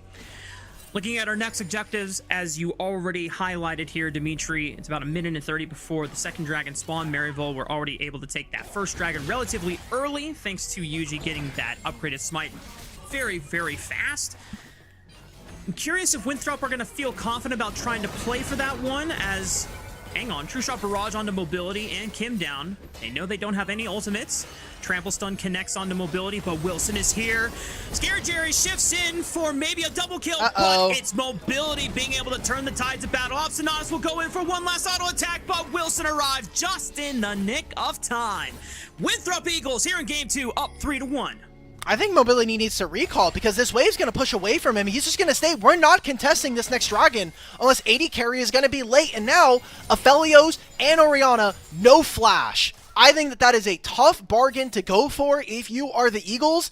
You just gave up your entire topside during this play. We'll look again. I mean, this is Ezreal with lethal tempo versus Conqueror Aphelios. You'll have a lot of damage if you go. We're going right back to live. Oh, it's a nice attempt from Kin down to try and snag Spyrex in the middle of his ulti animation, but still able to touch the barrier and get over to safety. These grubs now being started up by Winthrop. Yuji will look to see if he can contest at least for one. Obstinatus has Unsealed Spellbook, but opted in for the Ghost. It does not have another smite to help Yuji, but damn. Wilson smites one, and it looks like Maryville can get the other two. All of that damage that they found onto Zac right before this play means that the grubs go over. I mean, if that hadn't happened, if Zac was ahead or just able to stay healthy before that play, I think they could have gone all of the grubs with the investment that they made from Winthrop, but now it's 3 grubs. Jerry's getting 1v1 in this lane. Boy. The strength of this Aphelios is starting to come online, and he already has a Storm Razor, he has the Coal stacking up, and with the Crystalline Overgrowth, now with at least 1 grub, he should be able to get maybe 2 plates off of this. Aphelios and Mobility are going to be massive here in this game. Yuji's looking for a pick on the Denethor. He's got Spyrex right behind him, but there's no between worlds, so not much damage, and Denethor is able to escape thanks to his ultimate cast. Beautiful sequencing there from Denethor in his abilities. Now they get the kill on bottom lane, they survive the gank on top side, and they'll finally grab their first dragon of this best of 5 series. Great job here from Winthrop, and I think really intelligent kind of ways of being able to respond in-game to certain scenarios. So I really respect Winthrop for being able to bounce back here in this series so far. And it looks like we're playing a potentially very dangerous 2v2. Obstinata's trying to play for Mobility, lands it, it's the alley-oop into the Vault Breaker from Yuji, big shutdown gold going into the Vi's pockets. Wilson will be able to escape thanks to the Lantern, and Obstinata's too low to continue the play. All in all, it's a good answer. It's that kill onto Mobility that I think Maryville were mostly looking for. But aside from that, there's not much gained except a little bit of breathing room here on this map. 3 plates taken in bottom side already. And Aphelios with just a 9 CS lead, but with a 2-1-2 scoreline, definitely super powerful. And that kind of creates an issue for this game, where Winthrop very strong on 1 and 2 items. I mean, you're thinking about Trinity Force here for Wukong, Eclipse finished for Mbessa. And you look across from them, kind of similar story here for Maryville. Their 2-item wake-up is huge with Jax and Ezreal, but if you're already ahead of that curve, or if you're just being able to match your opponents, I think that Winthrop are very happy about their state of the game. Yeah. Definitely with you there. And just looking at Mobility, we had some scrutiny, mainly you had some scrutiny about Mobility, who is considered one of Winthrop's best players in this program, or at least the current roster, and being put on Ashe duty sometimes can feel a little disingenuous to what you want to be able to get out in terms of your win conditions going into the game. Now being put on his signature Aphelios, currently 2-0 over the course of this split. Right now, he is being set up for success by the rest of Winthrop, and it has definitely put a big target on his head from Maryville's side. So they'll get push in mid and in top lane. Denethor playing with a lot of respect. Doesn't have very many eyes on enemy jungle. They have full control underneath this turret. I think this dive on a Denethor is a bit ambitious if you're Maryville. I think right now what we are doing as the Saints is just posturing in bot side jungle so that the next 2 minutes you have perfect setup around this dragon. Your wards won't be in place and those will have to be refreshed, but as long as you're maintaining control on the 2 side lanes, it becomes very difficult for Winthrop to contest the dragon without losing a ton of resources just across the map. Sure. If MU can find any summoner spells burned, it would also put them in a bigger spot for that dragon take. Wow. Obstinate is forced to use ulti and has to leave this fight. Denethor now looking for a flank. K! To top side, K finds a big solo kill onto Zax's Orianna, and that was a flash expended as well. Spyrex might be in trouble, throws down the ultimate, and it's forcing Winthrop out of this choke point back into the jungle quadrant. Gives Maryville a little bit of control. Moonlight Vigil does tag Spyrex for the ulti stun. And it forces a flash out. Wilson was trying to follow up immediately. Oh my! Ball breaker flash reconnects. Obsidianus falls right behind his fearless leader in the jungle role. Denethor cannot salvage the play. Mobility forced to flee, and they might get cut off here in the river as Obsidianus is gonna go back in for one more. No! Oh, Mobility pops the barrier in time. Does not die to the across the map snipe from Scary Jerry. No way! UG, what? They make it out alive? That is crazy. That was beautifully played from the bottom lane, but everything else is going Maryville's way. We talked about the side lane. Who's dealing with Jax? Well, definitely not this Orianna. Punishes Zac for being in that side lane. No flash on Orianna going into this next fight, and Jax just got 2 turrets by himself with those grubs. I think that Maryville are super happy with the state of the game here. And while they might not have the damage, while they know that Mobility has a very nice lead for himself, everywhere else, I'm liking how Maryville are playing it out. Winthrop are being able to respond great, but oh boy, K, let's take this turret, brother. Okay, well, K will give his life for the destruction of the tier 1 turret. Spyrex, no flash available. I mean, that's just dragon. Wilson doesn't have Cyclone. Spyrex should be able to make it out alive. However, he's definitely not going to be able to help for the dragon unless he TP's back. I mean, we don't have spells here now. Winthrop, control of mid. Orianna can recall, teleport, and match Spyrex if they want. It seems like instead we're going to go top side. So Dragon, I think Winthrop need to be on top of this. We need to go for this. Let Denethor die. Dragon is coming up in 1 second. Yuji is spotted. Winthrop are not immediately on the dragon. They're losing some time on this counterplay. What? Like my bot lane just moved up? My bot lane moved from mid into top river, and we're not even controlling the bot side. So now, Aurora gets this wave. She can make 2 decisions. Move into mid or continue pushing top side. Jax is pushing bot, and Winthrop are now trapped in the middle of the map here with no other play. We're continuing to try to contest around Herald now. I mean, they're just playing into Maryville's hands. They do not have numbers advantage for this. K doesn't have TP, so they're banking on the fact that as soon as Denethor respawns, they're going to get a numbers advantage with a 5-on-4 momentarily before K responds to the play. Denethor is TPing we are in the pit. Yuji. This is a very bold flank here. Yuji still smites the Rift Herald and secures it. Wilson goes in deep for the Cyclone, gets back out with the Dark Passage, but now Mobility can't play nearly as far up because he doesn't have protection. Yuji says, say less, brother, let me send it, but Mobility sends it back to the shadows with the power of the Moonlight Vigil. Scary Jerry can't save this fight, neither can Spyrex. It looked like the Saints had a way back in, but the Eagles have fully taken flight and woken up from their roost, and Mobility is gonna be the one leading them in the air.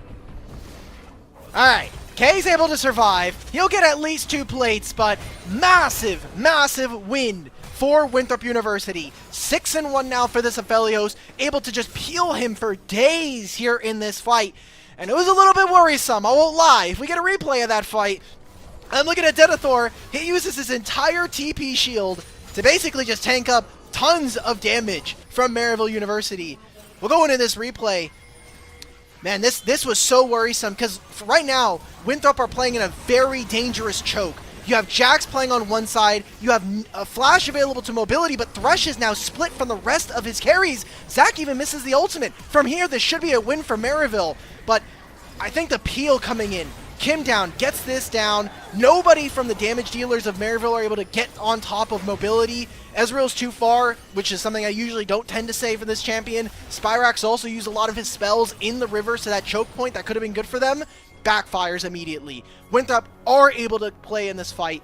It is a herald for Maryville, but they get nothing for it. They summoned it, and then it died. So, getting K out, good. Getting anything else, not great. And surprisingly, Dimitri, you would think that after a massive win for Winthrop like that, they would be up a lot of gold. They're still technically down a few hundred, which just speaks volumes about how well Maryville have been playing the map in this mid game. Speaking of which, K might be in trouble here. Leap strikes to a minion wave. Wilson not going to commit the flash. Oh, he did commit the flash. Meanwhile, there's a play on bot side. Obstinate is going to lead the turret dive. Yeah, Zach has nowhere else to go after that one. K still trying to run away. Goes back in. Does he have Counter-Strike? He flashes away? Does he have Counter-Strike? Dude, K, my guy. He's saucing on him. And guess what? Make a play on bot. Take the bot tier 2, and we'll get a dragon. You gotta feel good if you are Maryville. Continue to compound some of that gold. We were talking about how small it was for them, but it seems like they are bouncing back immediately after what was a troublesome Rift Herald fight. I just think that their side lane control has been so much better, and as much as we tend to talk about mobility here in this game, I think his solo lanes in particular are getting really abused. Zach just not having the impact on fights that we're expecting from an Orianna now. I mean, it's 4 minutes before the next dragon. I imagine that Orianna will have Zonias by then, but now no flash. That is a sitting duck for either Spyrax or K to look for. Eugene, my face check into Wilson here. Oh, there we go. Scary Jerry's exposed. He gets beaten over the head by a monkey stick. Looking for Eugene next. Mobility takes him out in just a quick instant. Kane now trying to unleash his Grandmaster's might on the top of them. Throws up the helicopter stick one more time if he can get it off cooldown. But Denethor's dancing in between them, forcing Spyrax and Obstinatus to play back. Spyrax gets some decent damage down with the weirding, but Winthrop take up space and control here in the mid lane. I think we are starting to see in live time how tanky this Winthrop. Whoa! The combo from Maryville! They count their cooldowns, the communication is clear, and they all go in at the same time. Maryville find a massive wipe here at 21 minutes. You can see if that first bit of poke doesn't go through, Winthrop's team fights look incredible, but once they get a couple more rotations in, I think that Maryville are slowly starting to figure out how they want to play this comp. With an Ezreal, with an Aurora, you want to burst them out, whittle them away, and then let Jax or Vi come through and clean that up. We'll take a look at this fight again. Oh, we even get to count. No, never mind. Alright, send us back to the Shadow Realm. Take a look back at this. Good engage. Three-man Counter-Strike immediately. Basically, this fight was kind of over at this point. So you got a lot of gold on to K, who can be a carry here in this one.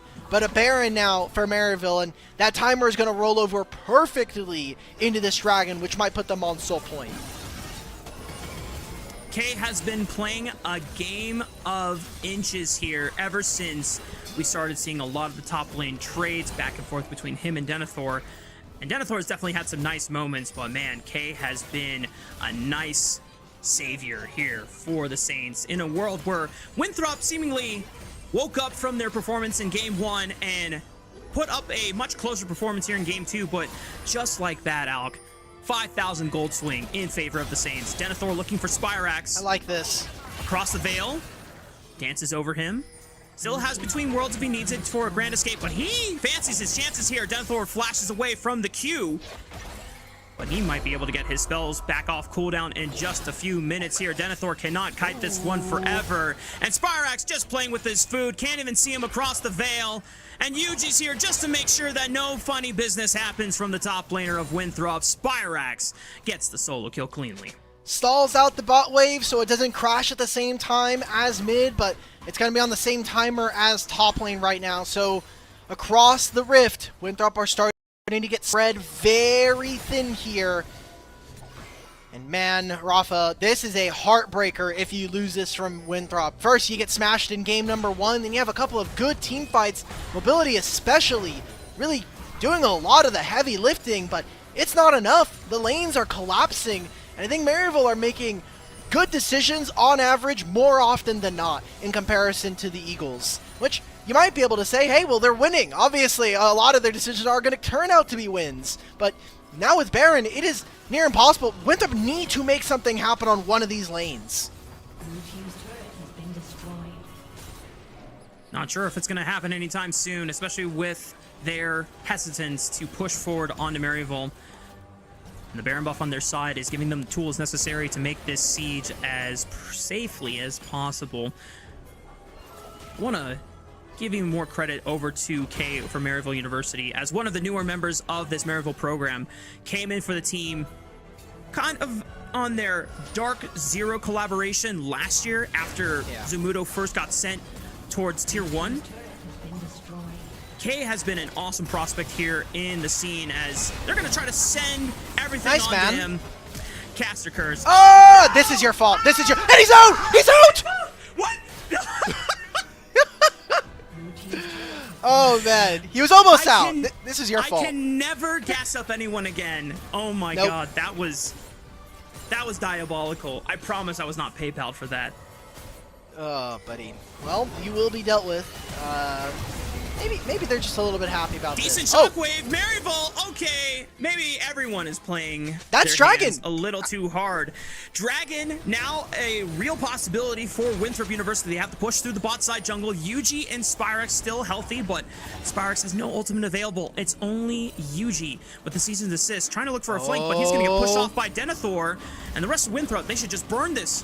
Don't even quickly, care. Quickly, Rafa. Start hyping up Maryville. Start hyping them up. We can see it. I'm not saying anything more. I'm keeping it net neutral unless Yuji goes for a steal. No, I'm not gonna chance it. And a death sentence from Kim Down's gonna snag Spyrex. Obstinata sending it in. 1v4K. What are we doing? Trying to see if he can turn it around, but the teleport is not in time. And now Maryville have to really communicate to themselves. Do we want this fight? Do we want to send it? Yuji is waiting for his moment. K is gonna go golden. Can he buy enough time? Grandmaster's my throne down, and Yuji says, yeah, this is not a winning fight. I'm sorry. I'm not helping you out on this one. Unless... Oh my Minute, God. Stop it! We're still playing the fight, and Wilson saying, go. They're off sync. Trying to catch them. It's like Overwatch. Spyrex just danced back and forth. He broke their ankles. He broke my eyes. I did not think that the Aurora ult lasted that long, because it used to be that you could do that multiple times. In recent memory, it has been a lot shorter. A great escape, but Maryville invests a lot. I mean, Kay died top lane, teleports in, and then dies again, right? Like, that is not a great trade. Winthrop do get the dragon, and Rafa, as much as I want to believe in a Winthrop coming back, they need to make up so much ground. I'm going to ignore the gold lead that's currently in favor of Maryville. Just look at the turrets right now. If you look at the waves, they still have all of these turrets that they have to deal with. Every last one of them. And they have good chip damage, but they won't necessarily be able to clear them out immediately. So with a lot of crystalline overgrowth, they can make some good efforts in, but I need to see them win a fight and then push their lanes. That has been a big problem for them. They've taken good wins, but they have not been able to push on the map. Yeah. Kay steps up to absorb the entire minion wave here safely for Maryville. True Shot Barrage for a little bit of poke onto mobility. The rest of the Eagles just waiting for their time. Baron's not going to be up for another 25 seconds, so decent vision control has been at least put down on that top side red quadrant. Is there a chance for a pick here? Probably not. Look at this vision toggle. I mean, yes, Maryville, they have large control of the map, but there's very little in the spot side jungle. Baron spawns in 10 seconds, and we've consistently gone to the side lanes for an answer. Spyrex! Between worlds, can he get to the other side? Yes, he can. Kay stalls the fight out with a well-timed counter-strike. Yuji follows up beautifully. Moonlight Vigil for extra chip damage into the back line. Doesn't do anything. Kay goes golden. Buys time once again. Another helicopter Wait a minute. counter-strike. And they get the double knockup. Mobility under fire. He has no front line to play through. Mobility gets popped. That's it. Maryville find the heart of the Eagles roster. Zach is going to be next as Obstinata is just doing his job to solo him. Denethor, the last hope, is not enough for the Eagles to come back. And just as you thought that their Eagles' wings were spread wide, it's the Saints that send them crashing back to reality. Maryville about to lead grand finals here on match point with a 2-0. And Yuji, man, he just finds the angle onto Mobility. He knows he's the only target that matters in this fight. Immediate engage. Scary Jerry follows with him with the Arcane Shift. And that'll just be a Baron here if they want it for Maryville. Death timers are starting to come back up. And that was a good pick from them on the Saints. Scary Jerry's going to start this on. Yeah, you're a 3-item Ezreal. I guess this is fine. Winthrop, man, it is crumbling for them, but it just feels...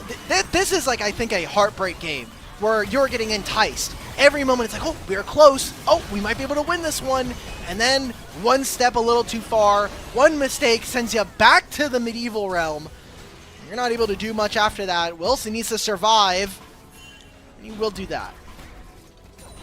Definitely escapes the Dark Ages once again, but cannot even farm his own camps, as everything now belongs to Yuji and the rest of the Saints. Gonna push in through the top side. Sparx is just gonna catch the next minion wave and let the super minions do the work, pushing in through mid. I don't know if there's an angle here for Wilson and crew to try and turn it around. He just might have to stall and wait for this Baron buff to expire, but it just got taken, so they are gonna be waiting a long time. And there's about to be 3 minion waves crashing into this at the same time. I mean, mid and top are meeting. Bot lane's about to pour into the base, and these are Baron minions with double grubs. Wilson sends it, Denethor onto Scary Jerry, but is he the real carry that you gotta be scared of? Obstinodus is holding him back. Yuji tries to send it with the Vault Breaker. Will isolate Wilson with that cease and desist, and the rest of Maryville can aid in on the pick. Taking out Wilson. It's a 4-on-4. Maryville still favored in the push. Props to Winthrop for able to find Scary Jerry in that backline, but they still have to deal with Cave. They still have to deal with Spyrax. Flash out from Zach, dodges out on another knocked-up combo. Yuji sends it with the Vault Breaker. Denethor, can he save this game for the rest of the team? Mobility now red and white. This is the time to fight. If you are Winthrop, you have to save the game. Give yourself as big of a chance for this grand finals, but that's it. Hitting the Nexus. Gold's golden, and Winthrop will fall. Maryville.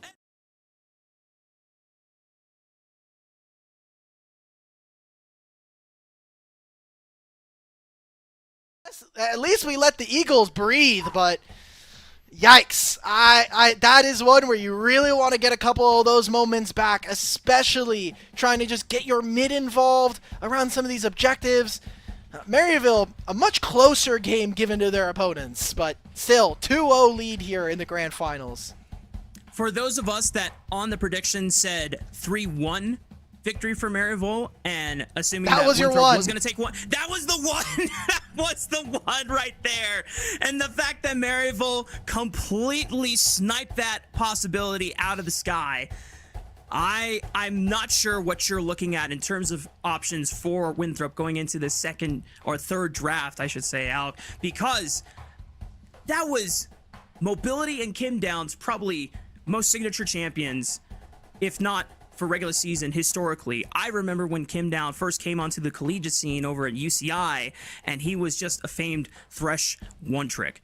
And he had some amazing plays on the Thresh. Mobility had some amazing last stands and being able to blast a lot of the divers coming in from Maryville. And it just wasn't enough. It wasn't enough at the end of the day. Yeah. Just a few too many mistakes, right? Like, we do expect a lot more from this team, even if it is 3 recurring players in Denethor, Wilson, and Mobility, having Zach join in at the tail end of this regular season, and having Kim Down join. But still, right, like, there are a lot of players in the background. I mean, we were talking about assistant coach Tomo sitting on backup. He's technically a listed sub for the team. I'm not saying Mobility needs to be subbed out, but is someone that is standing behind him. You also still have only 35 who is still on this team, and so really for Winthrop, it's kind of like, what else are we going to be able to get from you guys? Because we haven't seen too many big carry performances through Denethor, who is typically a very big performer, I think, in their games. At the very least, he's a consistent, stabilizing piece. Yeah. But we're not getting good team fights from Wilson and the rest of the squad. Maryville are just, I mean, consistently either making better decisions on average, or they're just winning fights. And a lot of that, I think, is how they control the map around vision. They have been very, very clinical about setting up the map and then playing to that side. I think more than anything, what's consistent about Maryville is just the advantages they get whenever a play goes right for them. Because every time that Winthrop was getting something done in terms of a one fight, the gold meter barely moved. It was just like, okay, they got 3-4 kills, but gold lead is still stable. Whenever Maryville win a fight, instantly 3k gold jump, 4k gold jump. And it just speaks volumes about how, I don't want to say formulaic, but Maryville have structure in these games and understand that, like, hey, before we go for these plays, we need to make sure that everything else is set up for success so that when we win hard. They also just did a lot of good work early, right? Like getting so many of these turrets.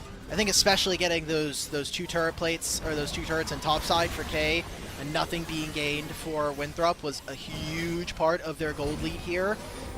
And I will be completely honest, if Winthrop were even able to get 1 turret in this game, I think that all of those gold leads we were talking about would have been subsided. You would have been down to almost 1,000 gold at that point after taking a full turret, and you would have been good. But they never got to play on side lanes.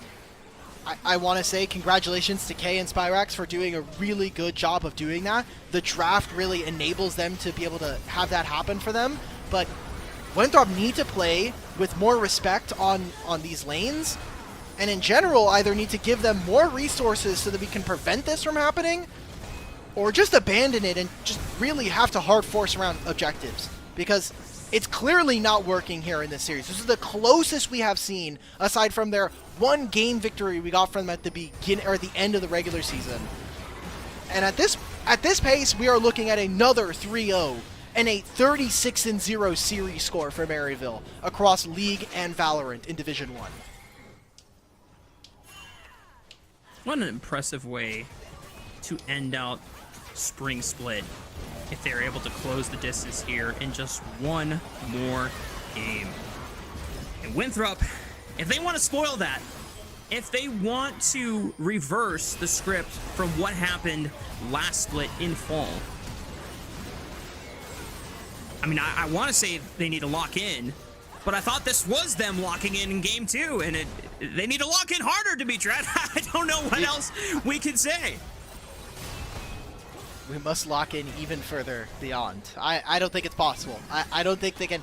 Look, they're obviously kind of dialed in to trying to get the series to go their way. I know for talking to the Winthrop guys repeatedly throughout the season, it has kind of been, yeah, we're looking to win, but I think kind of the subtext is like, we really want to beat Maryville. They've been able to do it sparingly. Sometimes it's NECE or NACE. Sometimes it's some of these one-off tournaments that they're able to find, but I think being able to beat them specifically in a best of 5 would do wonders, not just for obviously getting themselves a trophy, but the confidence of this squad going into NACL and the Collegiate Championship later on this year. Yeah. It serves as a nice teaser of what is to come for the next couple of months in a very, very long and arduous competitive spring season. And as we said before, we have graduating seniors on both of these programs, so it means even more to them to try and finish out this split effectively in the best performance you can deliver. So we get a chance to look at the graphs. I mean, like we said, it was a very, very small advantage for Winthrop briefly, but then anytime Maryville found their wins, the consistency of their structure, the way that they're continuously setting up the map for success and all the pins to fall after. And Yuji picking up player of the game. I do want to say, I think Cade definitely deserves a shout out.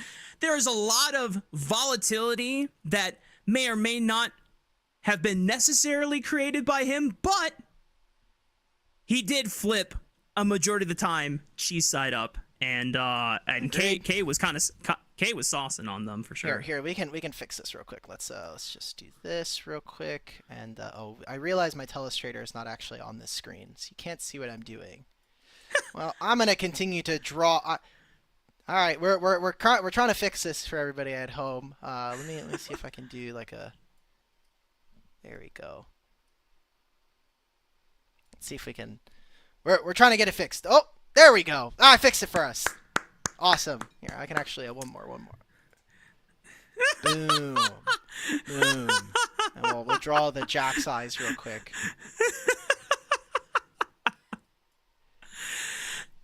All right. Well, while Alk reverses history here for Game 2, it's time to look onwards and inwards for Game 3 if you are Winthrop University. We're going to take a short break. When we come back, it could be the last game of the series if Maryville closes it out in similar fashion, or it just might be the start of an amazing comeback. See you soon.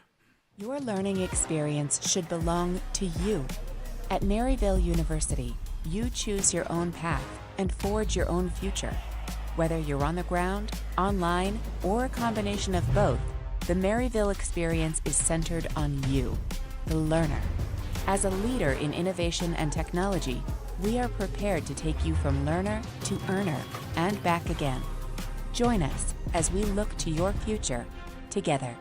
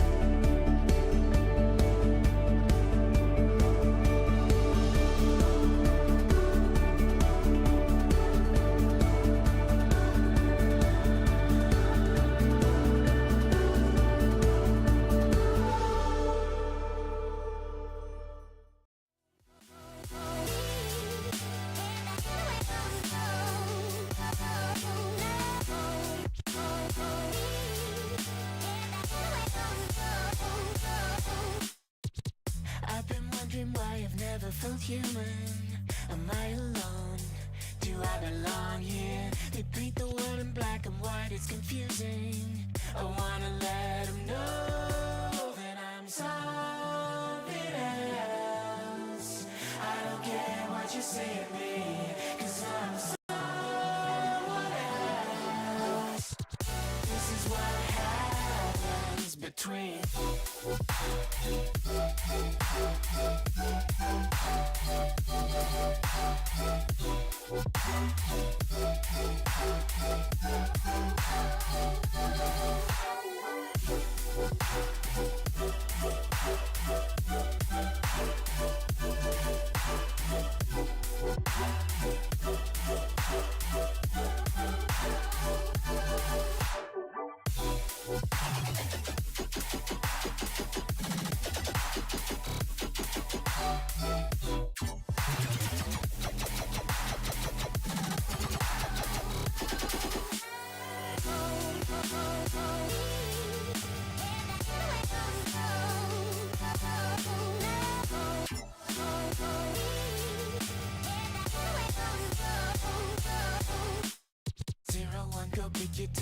don't think, just fall in line. What's the point of living life if it ain't even mine?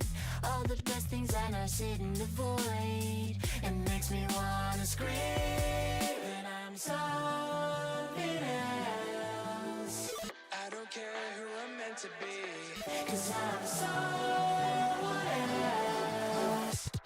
This is what happens between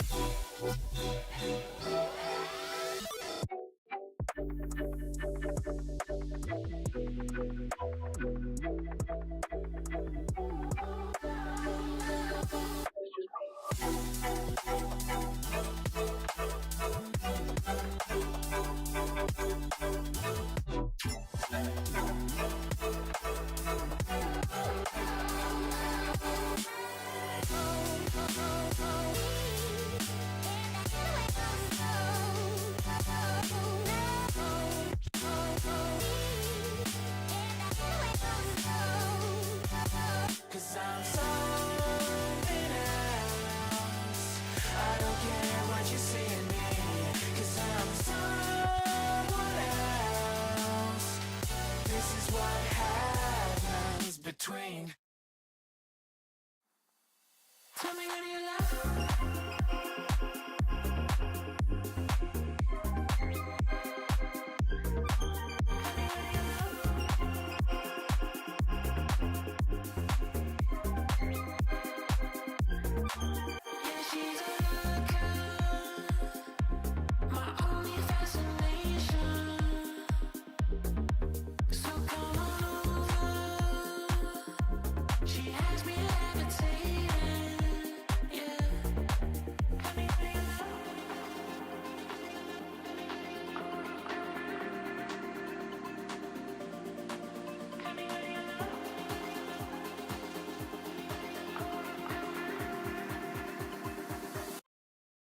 Tell me when you love. Could it be me? Be your fantasy. Tell me when you love. Could it be me? Be your fantasy. Tell me when you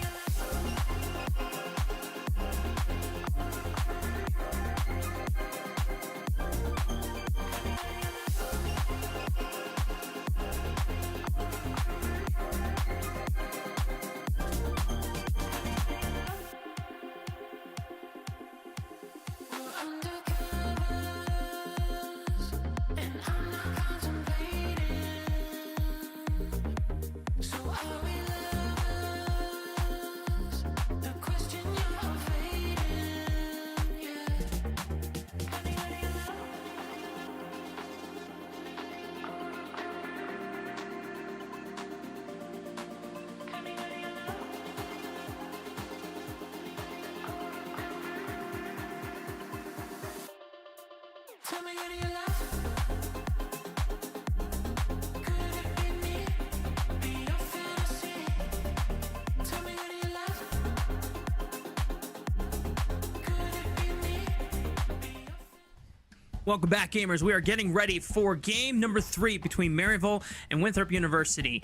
And if it wasn't clear that we were expecting this kind of a manner to come about for Maryville and Winthrop, I will say that was probably Winthrop's best chance of finding a really solid game, because they had a really nice opener, Alk, but just like the power of the sun from my window, Maryville came back and blinded their chances of making that comeback a reality. The best part about the sun is that it always comes back, at least for now. It's always going to come back. Every couple hours, you'll get blasted by this massive deadly laser that's sitting in the space, and then it'll just kind of happen, and it's reoccurring. Kind of like Maryville beating Winthrop in best of fives. It is just reoccurring. It keeps happening, and we're very likely on the verge of seeing it here again, here in the League of Legends side of Division 1. Winthrop now have to make the reverse sweep happen. They have not been able to have that happen in either of the grand finals here that they have played for League and Valorant, but who knows? Maybe this is the time. Maybe this is when we get to actually go to 5 here. It would be really poetic if Winthrop in this position get the reverse sweep on Maryville after their Valorant program got reverse swept by Maryville in last night's Valorant Grand Finals. But while poetic, I'm not optimistic about it, just because of how consistent Maryville's play has been, not just over the course of this series, but also just their entire spring split against Winthrop and the rest of the play here, not just in Division 1, but even looking at the NACL match results recently. We're going to go into a quick replay before we load into draft for game number 3. Alk, why don't you break down what happened in this fight? Drawn again. Okay, so if we get real quick pause before we get much more into this fight, I just want to look at side lanes again. Like, we're pushing on bot. Good job set up from Maryville. Pushing in on bot, Jax moved into this play immediately. So already, Maryville have an advantage here into this play. So as we kind of go through this, I just want to look at where the damage dealers are and kind of draw this line. Spyrax and Yuji are being held off on the side by Denethor, and the rest of the damage dealers are just not there for Maryville. And so when we see this re-engage from them, it's a good look to get onto mobility. But then, look at where Spyrax and Scary Jerry are. Nowhere near the fight. And if they had won this play, and yes, Maryville did get the Herald, If Winthrop had gotten the Herald on this play, this could have been a charge into mid lane turret. This would have been able to get them back in the lead, and then you just have a couple of resets, take out your waves, and then push those out as we get ready for the next dragon. It's all the small things that Maryville are doing right, and while some of these fights aren't going their way, I think the framework is there and showing how well coached this team is, and the experience, especially for the players that we have seen on this lineup previously. Absolutely. Between having not only a coach who was a former player in the program that helped win a championship back during its initial peak,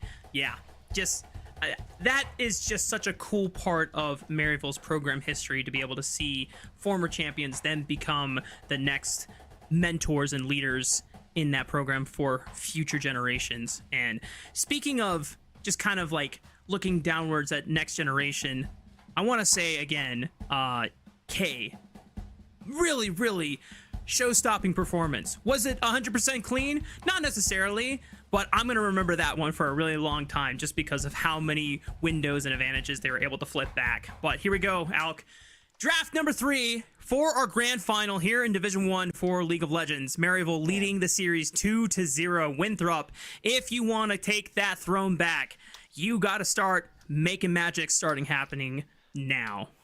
I think Kay, in an interview with us during the regular season, we asked him, like, what was his goal outside of winning? And he's like, as a pro player and as aspiring pro player, I want anybody who watches my games to be like, oh yeah, that was Kay. Like, I know that he's in the lobby, I know that he's in the server, and this is the kind of expectation that we see from him. And I feel like every series we have gotten from Maryville, there's been a moment where I go, what the hell is Kay doing? But I know that he's going to do it. And we just got to see it on Jax. Hopefully we'll see it here in game number 3 as well. A lot of topside focus. I said in game number 2 that the pulls that I was most worried about or most interested in to see how they get pinched is top and support. And already we're getting rid of 2 champions there, as well as the Nico from Kindown and Obstinatus. Maryville just making sure that they are denying Denethor's probably biggest comfort champion in that Gnar. The next one would be the Camille, but the angle has to pop up for him to use it. But when you are backs against the wall, 0-2, this might be the time to try and find an angle for it to succeed. Maryville getting the Nocturne taken away from them as well.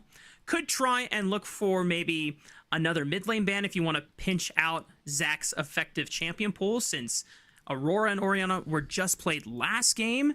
Yeah. It's just Syndra that he has yet to play this series. I mean, Mark, you were asking for, where's Pantheon in this one? Are we going to get a Pantheon for Wilson? Because I do think that he has some of the burden for what this game has been.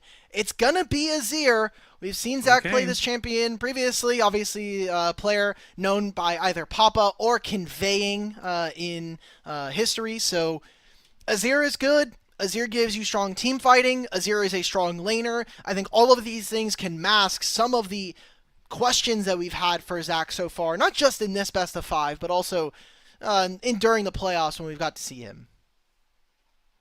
It's also a big takeaway from Spyrex. I feel like anytime he gets his hands on the Emperor of Shurima, then it's already a written win in the books. You might as well just send an email at that point. Good takeaway. But Maryville, despite not being able to pair the Karma with the Ezreal, Karma with Yunara. It's not Lulu Yunara, but Karma shields just have a lot of value regardless of the pairing. And this also means that you can play some more melees in some of these other lanes, especially in the jungle. Karma can work so well. Xin Zhao's already taken away, so it's usually a pairing that we tend to see, but Karma just makes the lane really easy with her poke. And Yunara as a 2v2, I think that Sivir and Rakan have to be very worried. Level 1, Sivir can win very early, but as soon as you get those stacks, then the Yunara starts to take over, and now we get the Pantheon, so you get control of side lanes in case Azir starts to get a little bit of zestiness in the lanes. So Winthrop are going for scaling, they're going for 5-on-5 team fights, but we've seen Maryville play the laning phase incredibly aggressively, as well as win team fights. So I need to see something that's going to break the mold early. I need to see a game changer in this draft for Winthrop. When it comes to junglers that can look for early ganks, all the meta ones are now gone. Jarvan was banned once again by Maryville, and with the Pantheon snipe away, there's no Vi, there's no Xin from Fearless. I mean, Wukong also gone off the table. You're going to have to dig deep into pockets like, I don't know if Wilson's ever played Rek'Sai before or Volibear. I know regular season he's played things like the Jace and the Aatrox, but those don't necessarily scream early gank pressure to me, Alk. Yeah. That seems more like I'm just farming up for my own advantage. So we'll kind of see what he's going to pull out for Wilson. It's all about, can we get an aggressive look? Honestly, he might pull out Lee Sin. I'm not a huge fan of it, but we could see it. There's a Syndra, and now Maryville. I look at this draft, Rafa, and we have a winning 2v2 in bottom lane, at least one that can play at range and take away some of the resources from Sivir. Now I'm playing against Pantheon Syndra in mid jungle. I'm not really rocking with that, and so Malphite is good at level 6, and you can kind of curtail some of Pantheon's early game, but it's not the same kind of level of potency. But we get to level 6 mark, we get those ultimates online, and I love this composition for Winthrop. This is so easy to play with as them, but as soon as it goes wrong, we're going to see Malphite ults using to escape, to get over walls. We're going to have Azir shuffling away from the sands and away from these team fights. Ooh. Camille into Shen. Camille, Denethor's most played champion, I think, in his career. The thing that he's known for on the solo queue ladder. And then Kay with this counter pick Shen to be able to match globally, play on sides. This is as good of a draft, I think, as Maryville are going to get. And this is as good of a draft we have seen, I think, from Winthrop all series long. I'm always a fan of seeing Shen paired with another global from the jungle or the mid lane, because then it just immediately makes the threat of one side lane roamer immediately into a 2-for-1 special. And that just overturns a lot of set plays that Winthrop might look for. And if they forget, hey, wait, Shen can ult here, or Pantheon can look here, that makes Winthrop have to consider a couple more variables that they may not have to in other games. I am with you, though, that the overall execution level or floor required for this composition from Winthrop a lot lower than previous compositions. So Malphite, clear win conditions at level 6 every time his ultimate is back up, and with all the items and the ultimate ability haste you can have this up for a lot of times. But will it be enough to overturn the Saints' throne and their reign in this series, or will this just be a 3-0 sweep for Maryville? It's time to find out as we hit Summoner's Rift for Game 3 of our Grand Finals. Last fall, we saw Winthrop versus Maryville in the finals. It was a 3-0. And with some of the players changing out, Winthrop were hoping that they could try to find something a little bit different. With some staff changes, bringing on Tomo and Tails, they thought maybe we could have the result be different. But right now, Winthrop find themselves at match point against Maryville University, on the verge of yet another 3-0. And they have, I think, as good of a composition as you could possibly ask to just make things stupid simple. Just keep it on top. You're going to be able to press ult on Syndra at any time. Same thing with Yunara. And at that point, maybe you can try to survive. But I do think Shen throws a bit of a spanner in the works. Karma, the shielding as well. So hopefully we can get a good performance here from Winthrop and at least give us one game, one Nexus explosion from the Saints. Junglers are starting on the top side of the map, and I think you always have to be a little bit careful of when Pantheon crosses the river. Where is he going to show up? Can we get early vision on him? Can we stop him from either invading or affecting one of these lanes? I know UG doesn't have the best topside clear setup for it, angling for Denethor and Kay's lane, but honestly, if you have a Shen with Ignite and you have Pantheon early, if he is willing to skip his bot side and just goes top, I think it would be so insane. If you just guarantee that Kay gets a lane advantage since he doesn't have TP to get back after a base or a recall. And look at where the wave is pushed. I mean, Denethor might have to burn flash. I just don't know if you... Aw, man. Oh! I would have loved it, but I understand. Nope. I must hit my camps. Zug zug. Me hit camps. Me hit level 6. Me Malphite. What? So were you, just to make sure, were you advocating for Yuji to go up there, or you're advocating for Wilson? Yeah. Okay. Yeah, Yeah. All right. I was like, if brother's asking for Malphite level 3 to come to my lane, No. I'm gonna have some problems. I'm not that insane. Don't worry. Let me just walk out with my cheese wheel and give him a slow, and then I'll give him the clap. If this was us, I'd be like, yo, Mark, can you go? If you think about a gank, it's like, I'm playing Malphite. What am I to do? It's like, bro, if you just come in here and, like, you know, squeeze him a little bit, give him a little bit of that Malphite juice, then you know, I can win my lane. It's like, nope, I'm full cleric. All right, good to hear. We did see Spyrax get some early vision. This is something that I've praised him so many times for this season, which is just getting information for Yuji to deal, hey, where is enemy jungler? Do we have an idea? What are some camps that he's taken here? Yuji jumps onto Wilson, and Wilson just has to back off for now. As you said before, Malphite can withstand early bruisers. They're just going to kill him. But he doesn't have mid-prio, so he's just forced to run away, and the power of the Comet Spear execution eventually runs him down.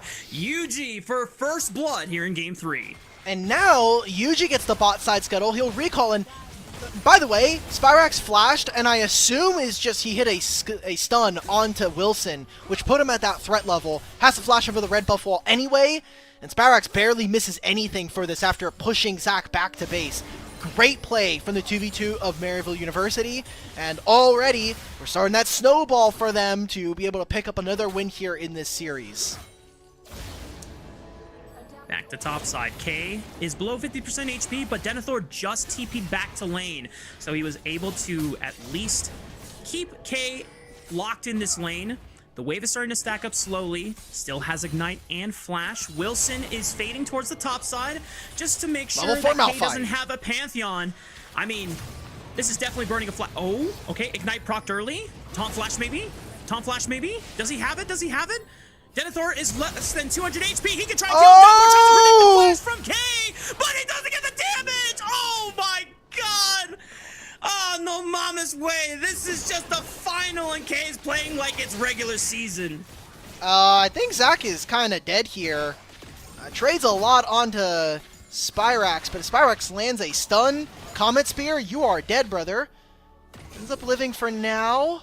Spyrax says he go and angle for it. At least he's going to grab himself a plate. This was not the level 3 Malphite that I was asking for, or we were kind of postulating earlier, Rafa. It's level 4 Malphite. Comet Spear, it's a kill. Yuji gets hit. He's going to get these Raptors as well. It just feels like Maryville own this map. They own this rival. It's not even a rivalry, right? Is it really one if it's one-sided? Yikes. Maryville continuing 3-0. We'll look at this replay, but this was so well played here by K. Once again, level 4 Malphite, not level 6. So all he can do, throws that seismic shard. I'm gonna try to clap him. Okay, well, he popped the shroud. I can't actually auto-attack him, and it's this turret shot at the end. Just too close. Denethor thinking that he has the range bonus from his Q. Just out by a margin there, an inch for Denethor. I guess inches doesn't usually work because we use units. Or Teemos in this game, but that's tough. That's tough because Camille can try to trap Shen in lane, but with Ignite and the pressure that the champion has, it's actually very potent duelist in the 1v1. And if he gets Titanic early, then yeah, say goodbye to any chances of you winning that one. Oh, definitely feels bad when Winthrop are backs against the wall in this series and you're trying to give one of your star players their comfort champion and they lose out on the early kill that could have set them ahead. Yuji on this dragon has the empowered smite. Wilson does not. So Yuji will be able to have this as soon as it hits around 1100 HP. Zac is forced off. Wilson just trying to walk up and force him off the dragon, but luck. Comet executes smite at 1000 HP. And Wilson is just going to die for it. And it feels like Winthrop have, I don't want to say they've given up, but they are definitely nowhere near as energized as they were in Game 2. We were supposed to at least wait for them to have level 6s, and that's not even coming true anymore. So what's the game plan here, Winthrop? Like, why are we contesting when this guy has upgraded smite? Like, it's good. It's great for Maryville. I don't want to get that I don't want anybody to get that wrong, but you just gave over a big window. Your topside camps are respawning. Just give up the objective and move to the other side of the map. Now Maryville are 4-0, 4,000 gold up, or it's 3,000, but it's going to feel like 4. Got a dragon as well. Nothing is going their way if you are the Winthrop Eagles, and Maryville get to not only continue dominating the early game, but once they get to some of their other pieces, once they get some item completions, you kind of just win at that point. Wilson has ultimate. Can we do something to this half-health Shen that has no vision that he's here? But look, Spyrex is coming and Yuji has ult! Yep. That's why they're not pulling the trigger just yet. Wilson should be able to spot Spyrex unless Spyrex is just right outside of vision cone, but they're going for him. They're just going to turn on the Spyrex instead. Hook shot. Buffer still goes through even with the Scatter of the Weak stun. Denethor will dodge some of the damage from Pantheon, but it's the Stand United turnaround from K. But we've got Kim down joining the fray. I think he teleported with the Unsealed Spellbook or something, but Yuji's still carrying this fight. He flashes over. One more Comet Spear to take. It's a sidestep from Kim down, but the result is the same. Yuji leading this game 3 with a triple kill, and this Pantheon is large and in charge. 6-0 Pantheon. I mean, this is the Yuji that we were scared of coming back down into Collegiate after his time on Team Liquid. We were so worried. You have no ultimate here. Zach, I think you're about to get your pockets ran, brother. Yeah, Obstinatus, one more poke. That's Flash. Okay, I mean, like, Maryville can, honestly, in my opinion, they feel like they can do no wrong here in this series right now. Jerry's looking for it. Okay, mobility, barrier diff. However, he's about to experience jungle diff. Oh, wait, Yuji. He doesn't see him. He doesn't pick the right bush. Comet Spear. Did it stop it? Cancel. It doesn't cancel. No! He's out! All right. That's how you know that this game is chalked and we're getting excited for mobility escaping a gank. Because 7-0 Pantheon is not that much different from 6-0, but it's about the mental damage. You gotta inflict the small wins whenever you can get them, because the moral victory might help you somehow get the foundation for a comeback. But in this state, when a Pantheon is 6-0 this far ahead, and it's Yuji of all junglers here in Tier 2 leading, I mean, we see what happens when Yuji gets a lead for himself and how he rarely throws an advantage away. Very clinical. He has amassed so much experience for himself between Maryville University and FlyQuest Challengers / Academy. Yeah. Even the LCS experience with Team Liquid. Yuji understands how to play this one out. Wilson sent it on to Spyrex knowing that he has no flash, and Yuji says, yep, I know you're gonna die. Tries to look for Zac, but he shifts away. But Wilson does not have any threat on this Pantheon either. Even with Kim down assisting, he's just using that grand entrance to make sure that his jungler doesn't get ran down either. But Yuji, I respect that. Yuji, just aura mog these guys, bro. Just walk straight underneath the turret. 2v2, we'll go 1 for 1. Oh my god, Jerry. It's too warmed up, brother. 2 kills going over to mobility. Good emote being set up here. But I just don't think it matters. Like, Yuji has complete control of this top side. He can go through mid. It's a play where they were able to find Spyrax, who still did not have flash after that last one, but Scuttle, and if he really wants it, he can even set himself up for the grubs. You're going to have ultimate coming in from this Shen soon. And kind of the big thing that I wanted to talk about with Yuji is that there were some worries considering how his game looked on that Team Liquid team, but it seems like he's really warmed up recently. Yuji has something to prove, and he definitely deserves another shot to play in LCS. I think there's a lot of back and forth conversation about whether that Team Liquid roster collapse was really Yuji's fault or whether... Nope, I don't think so, but, you know... I agree. That brother walked in on a team that was kind of boom, so we don't have to talk about that for too long. Also, it was the LTA, so who cares, right? Like, I don't even know what even is an LTA. All right, who cares? True. All right, we're going bot. Goodbye, has mobility. Yet to make his official LCS debut. It was only LTA. Mobility on the run. Dodges his Comet Spear. Here comes Obstinatus and Spyrex over the wall. Scatter the Weak does not connect, but Scary Jerry's auto attacks will. And this is finally the day that they catch out mobility without dropping any deaths on the side of Maryville University. A second dragon. Where is Wilson? Going through mid. They're looking for Spyrax. Okay, nice alley-oop from Zac and Wilson. Is it enough?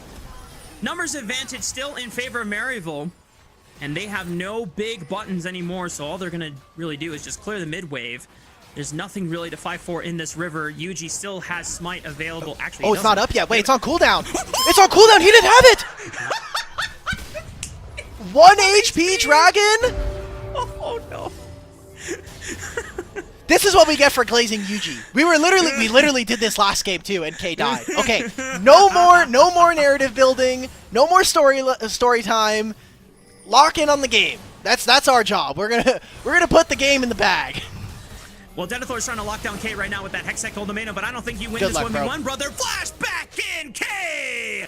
Es mi Dios, siempre te voy a acordarte, K! I will never forget you, brother. You are making this series insanely awesome, and Scary Jerry is going to continue the onslaught from Maryville University. Kim down, forced to flash over the wall. It looks like Wilson did he? Oh, Spyrex TP top manages this bailout K as well, so he doesn't go down. Yeah, Maryville running away with the game on this one. This guy TP'd, got a kill, took one plate. I'm going back mid. I'll see you guys later. And guess what, Wilson loses out on so much. Well, take a look. You were like, oh, he doesn't need, you know, his smite's coming up off cool. I'm like, he doesn't have it. And they're just walking in. Okay, if I'm Yuji, if I am level 9 and I have Sundered Sky plus Phage and Pickaxe plus Comet Spear fully up on my passive, how does that not kill from 357? Like, so, the answer, unfortunately, is that Comet Spear does reduce damage against epic monsters because they have to Jungle nerf that diff. when, yeah, Jungle diff. When I started playing more Pantheon and I was like just testing out Comet, Spear, and Smite execute ranges, I was like, dude, I'm doing like 600 damage on these normal camps, but then I go to Dragon and it's like 200. This sucks. Why is this the case? Oh And then my I god, read the it's tooltip. reduced to 80%. Jesus Yeah. Christ. Kind of like Jerry's Yeah. health. Oh, he's got a nice shield though. Stand united. Here comes K, ready to evade. And Halpelin in the fray here. Maryville University are just going to push them off for now. Wilson and Mobility pinned under the tower. Kim down. Oh on the my flank of the right side. K! Mobility dies in the matter of instant. What was that damage? Yeah, K is fed on the Shen. He has Titanic Hydra in the inventory. And I'm curious if he's going for the Dusk and Dawn as well, because that definitely does a ton of damage. And Scary Jerry just runs him down. Kim down, accepts his fate, and just stands there. So how do we play the game versus a 2-level lead in top lane for Shen? And, oh, by the way, Yuji at 13 minutes has 2 items. Like, yeah, that's a humongous lead here for Maryville. We'll take a look. They try to go for a bit of a spicy play. Mobility's getting zoned off thanks to Karma. He can't do anything. And Jerry, that's a heal from Obstinatus. That's a shield from K. He has his ultimate as well. He gets to just walk out of this fight. He continues to have 50% HP. And now, they're just collapsing with Pantheons coming on through, with K still here on the turret. I mean, Kim down gets walked, but that's more mid-turrets. We see in live at the current time, a bot lane tier 1 being gained for Maryville. And it is looking more and more likely here, Rafa, that Division 1 will be having a back-to-back champion earned by one program. Maryville, the spring and fall winners of both League and Valorant.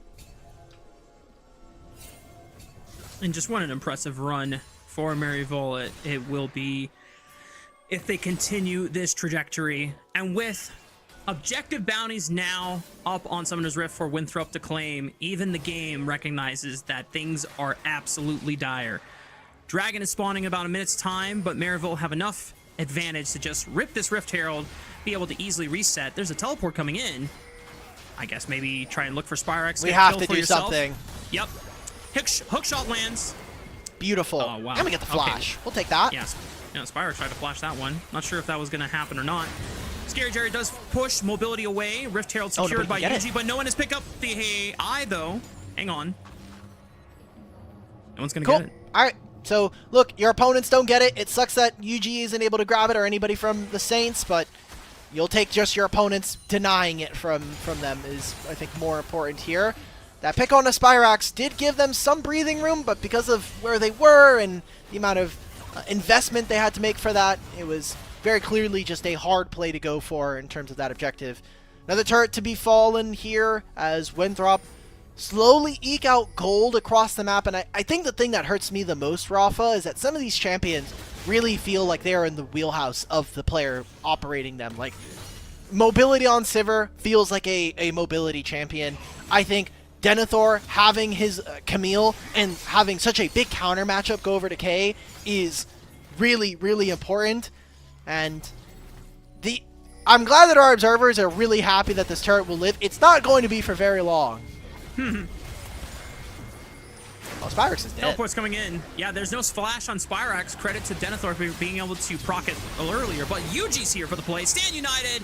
And K is going to ensure that Spyrex gets to walk out alive. Wilson already bailing, knowing that there is no chance for a counter response once K and Yuji join. Scary Jerry, meanwhile, alongside Obsinatus, just took out Mobility and Kim down over in mid lane.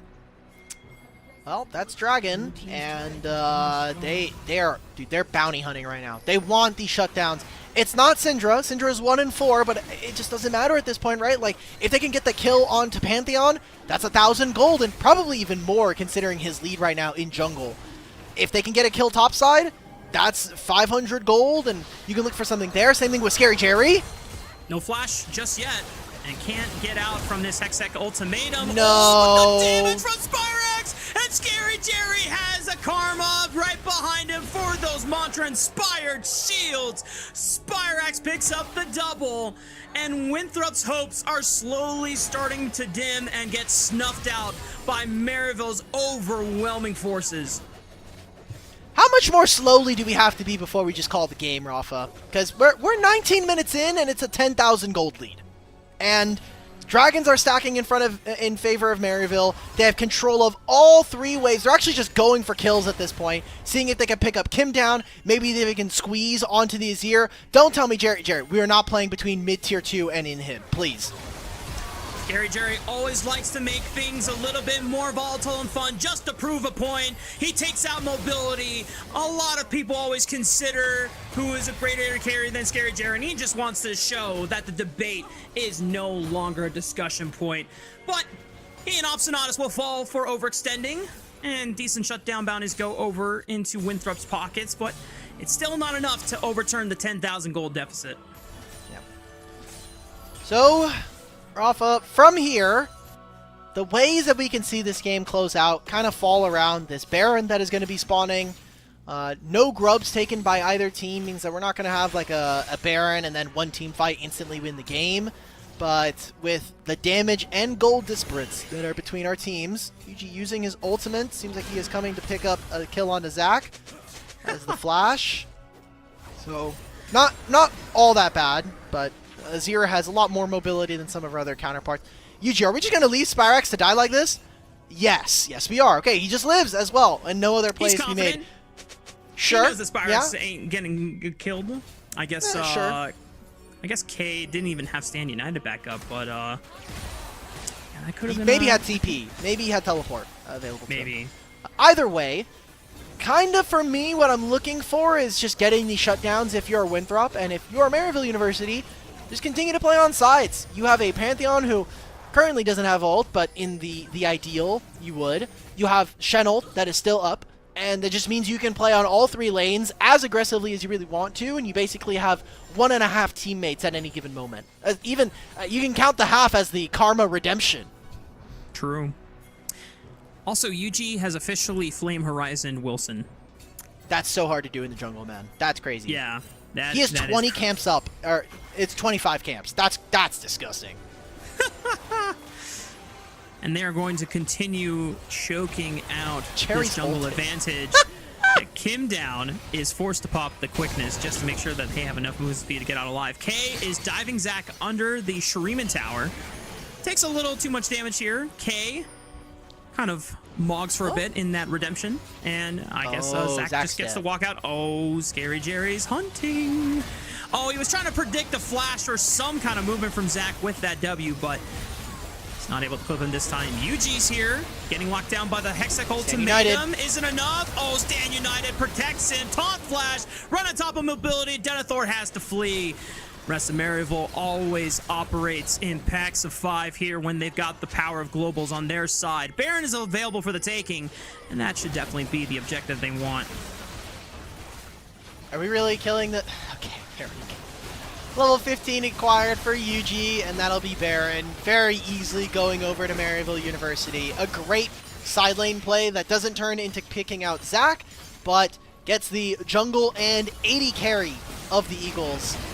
Maybe a 2v1 onto K, but this is a level 15 Shen, man. Like, I don't think Rakan or the C are doing much. What items does K have? Okay, he went full armor so far, so Zac does lane well into him, or I can at least kind of push him off, but definitely can't kill him just yet. Unless maybe Denethor we can kill him joins. with the 2v3. Oh, wait a minute! Oh, but it's never a 2v3! Because UG is going to make sure that the numbers are always on their side again. K might get burned down, but he gets into the taunt and he gets the Inspire Shield. Oh, baby. Maryville just continuously rage baiting Winthrop members on the Rift. I don't know what else to say. Like, we've done a lot of talking about Maryville's prestige at this level of event and in collegiate as a whole. Winthrop, I mean, I kind of touched on it before we started the series, as we'll watch Wilson die for a plate. Still is probably going to die. If he survives, I don't think it makes a very big difference. The Protoplasm Harness is going to give him some healing. But at the end of last year, it was basically a 70% win rate for Maryville in non-best of ones. And the last time we saw Winthrop win a best of 5 versus Maryville is 2021 CeeLo Finals. The last time we saw Winthrop actually win the Collegiate Championship. So, yeah, a lot of things has changed, but a lot of things stay the same. Maryville back on top. Seems like ever since that they were able to win their first CeeLo Championship last year for the first time in what was 6 years, Maryville have not looked back. And even with some roster adjustments, roster iterations, the prestige of the program was built up for a reason. Winthrop tried their damnedest, but sometimes your best just isn't good enough when you're playing against the kings of collegiate. The Saints will dominate another season all over again. Not a single series loss in their record across both League of Legends and Valorant. Maryville University reign supreme, the kings of collegiate, and your grand finals Division 1 champions. 18-0 here in the league, and that's including last season in fall. We played this format all over again. Maryville University are your back-to-back Division 1 champions. And congratulations over to the Saints. A dominant season, even with roster changes, even with some different opponents this time. They made it look very easy back-to-back.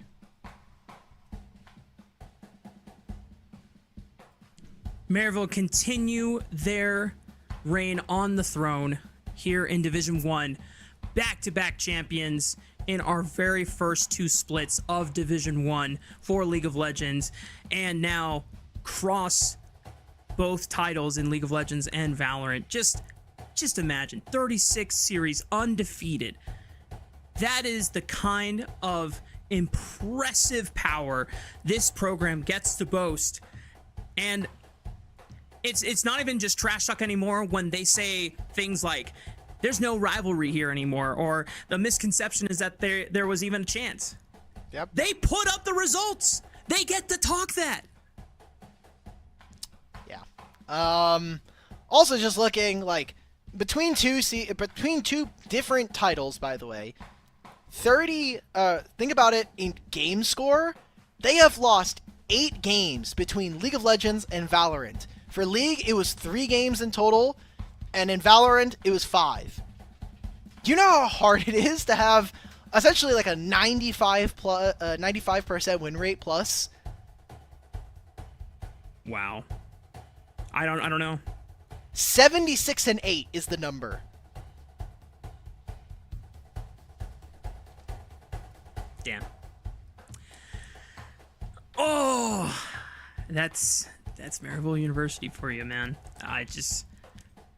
Even if they're not winning a collegiate championship, they're always expected to be at the top for a reason. And I Correct. remember that leading up to that 2025 season, there was always the hint of, oh, but what if? Because things of upset in finals like St. Louis back in 2024, or the reign of, oh my gosh, Texas. What's the Texas University? UST. Yeah, St. St. Thomas. Yeah, St. Thomas had a run for a while there. And it seems like Maryville, while used to be the best collegiate program, was starting to lose its thunder, but being able to regain it.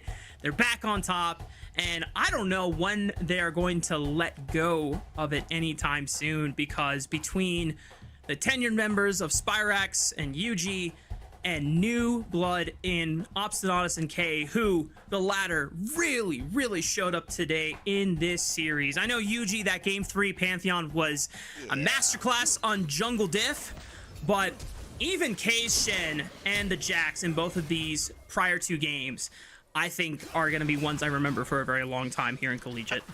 I want to also just preface this by, like, when you talk about 2025, it wasn't just like, oh, they got to the finals and then they won. There was a lot of question marks because UG got plucked midway through the collegiate championship bracket to go play for Team Liquid. So it was like, oh, Shimmer, is he going to be able to rise to the occasion? And he ended up performing incredibly during that entire playoff or the entire bracket. But even kind of coming into this rebuild, we had Mini for the first 2 weeks of the season.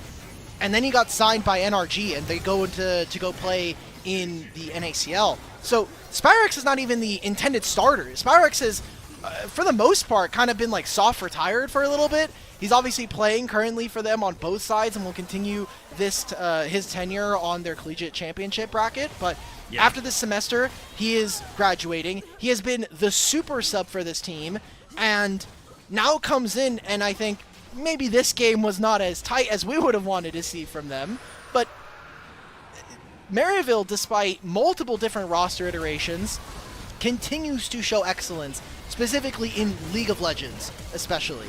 Their Valorant roster is very talented as well, but I think when a lot of people think about Maryville esports as a whole, they look to the League of Legends program and they see the consistent success that this team tends to have, regardless of the players on the roster. Yeah. Everyone wants to shoot for the King's reign, and that has been Maryville for so long. And it seems like now that they are back at the top, and even amidst the roster shuffles and sometimes unexpected promotions for some of their players off to better opportunities, Maryville just has such a well-sounded infrastructure and support system that has allowed them to continue fielding and elevating the best out of these newer individuals that come through the program. I think that's probably just the most remarkable part, is that no matter who comes through these universities' doors, regardless of their playing history or whatever speculation or people might be underrating them or sleeping on them, Maryville finds a way to get the best out of them. Yeah. I think they're always very dangerous in a bracket, always have to be worried. Also, taking a look at their opponents before we do kind of send them off into the sunset. Winthrop, it might not be a rivalry, but this is still a program to be feared in Collegiate League of Legends. They're consistently, I think, one of the top teams you always have to look at when we see them at the Collegiate Championship. And while they might not be able to beat Maryville in recent times, I think the fact that this program continues to showcase excellence in other kind of areas, just not against Maryville and sometimes not against some of the other top teams, I think is more important to the strength of the ecosystem. And I think when we look at this team, both of these programs are having their mid laners graduate this season. So yeah, my question, because for a long time we've seen a core of Denethor, Wilson, Sword, and Denethor and Mobility, and then it was only 35, but it seems like Kim Dowd's going to be here for a little bit.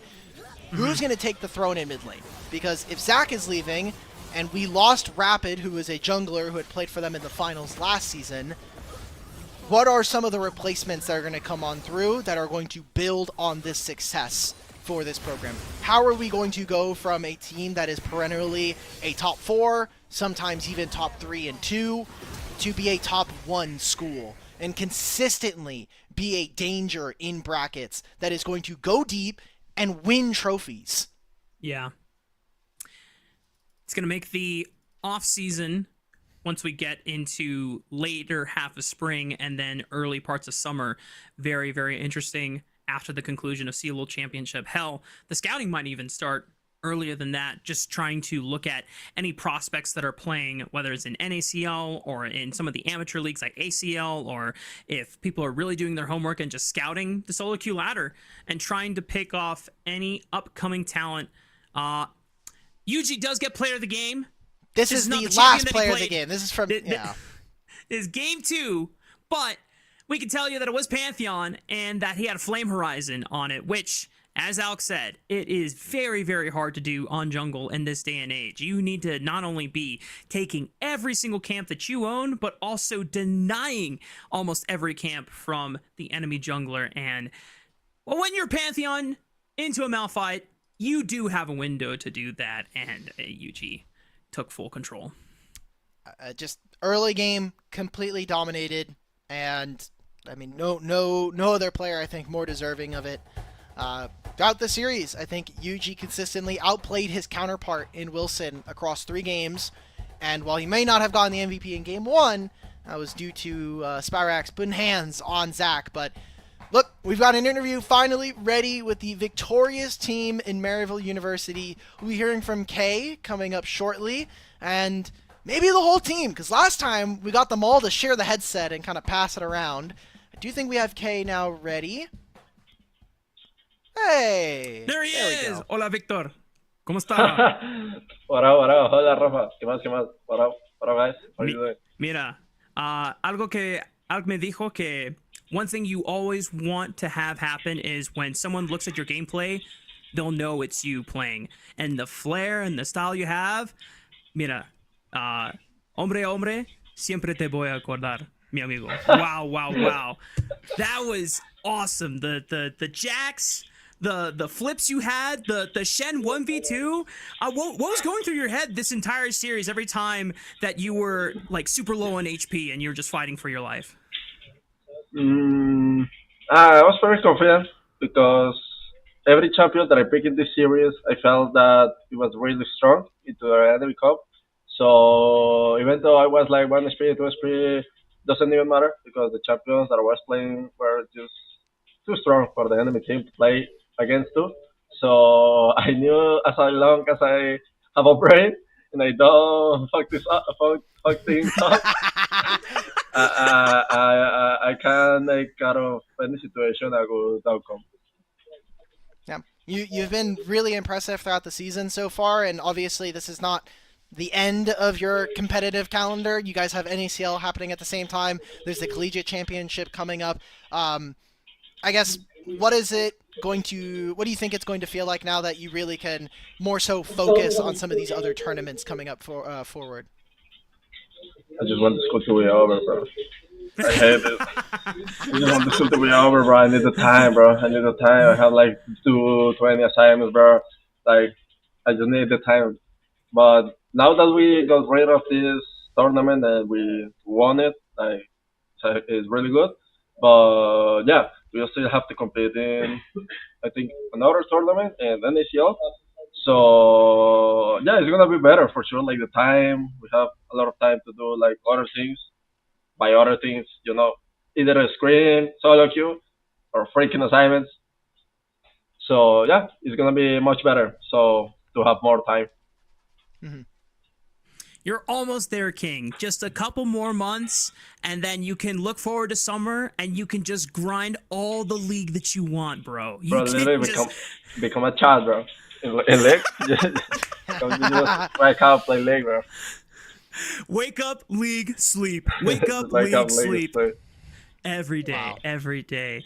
But before I let you go, Kay, I want to take this moment to reflect on this spring split, since it is one of your first couple with Maryville now officially in the program. And who do you really feel like helped you out the most on this team in not only acclimating to the work lifestyle of being a student and also competing here in the collegiate level, but also making sure that you were trying to stay on top of everything and maintaining that balance?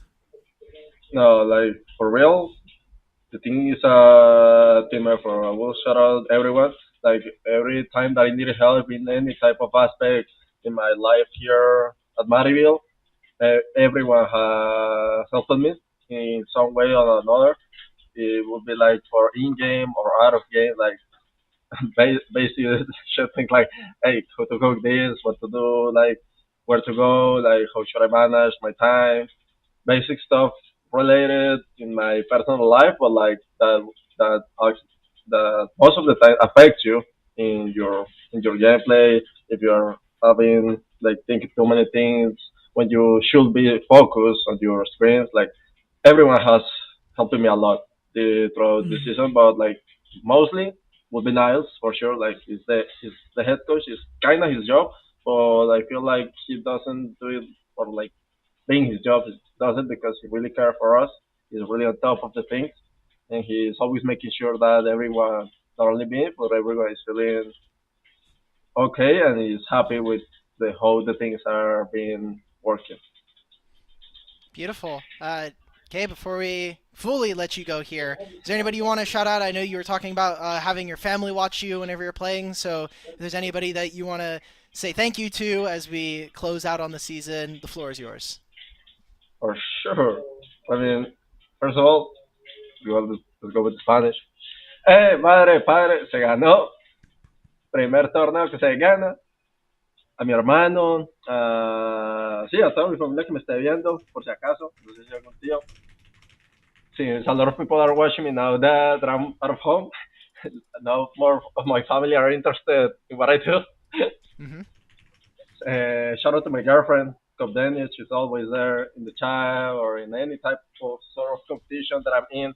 She's always there supporting, making comments, even though I might be Omega in team some games. She's always she's always backing me up. So shout out to her. I really love her. And to my group of friends that back in Colombia and my Discord friends. Shout out to Niles, to Clarky, to all the people that make these programs like run and they make sure that everything goes smoothly for the players so we can perform. Like yeah, so we can only focus on play league and sadly assignments. But yeah, besides that, yeah, I think that's it. Shadow Falcons, former coach that I had. Yeah. All right. Well, Mark, that's it. Yeah, muchas gracias, Kay. Saludos y felicitaciones, hermano. Thank you. Muchas gracias, hermano. Ciao. Ciao. All right. There we go. Spring split officially wrapped in the books for Division 1 across both League of Legends and Valorant, which means that we're going to be on a big cooldown before we return in the fall for our third overall split of Division 1. And I think there's many things that we're going to be looking forward to in seeing who returns on the rosters and the programs and who are the new recruits that join and bolster up all of these aspiring collegiate programs who will want to be taking their fair shot at the Kings in Maryville University. But before we go, Alk, want to obviously take a moment to shout out everyone that worked on today's broadcast here from Division 1, as well as all the other broadcasters and co-streamers that were helping support the show today and even in past series and games, even if they weren't on the show today as well. Between other caster colleagues and staff and observers. Shout out to all of our writers here for Division 1, as well as our editors as well, and all of the collegiate directors for working together to make this happen. This has been a blast. This was my first split with Division 1, now joining you guys, and I mean, whenever I get to cast with Alk and a lot of the friends here, I'm always having a great time. Yeah, we had a lot of fun. I'll be honest, though, I was really distracted during the interview because I was watching... I think it's Jerry, but I can't confirm, playing WoW in the background, and it was literally like dead center in the interview, which I don't want it to take away from the moment, but yeah, thank you to all the people that make this show run how it can, and I'm just hoping that I don't lose to LeBron James in the pick'ems again. Please, please, please. I will be checking them later. Slade, please get those updated so that I can either crash out or take my RP from your hands, please. Other than that, that is it. That is the end of our show. Again, we'll be back here in fall. Please stay tuned to everything Division 1 Esports on all of our socials. And for that, have a good night. Thank you for joining us. Have a great summer. Your learning experience should belong to you. At Maryville University, you choose your own path and forge your own future. Whether you're on the ground, online, or a combination of both, the Maryville experience is centered on you, the learner. As a leader in innovation and technology, we are prepared to take you from learner to earner and back again. Join us as we look to your future together.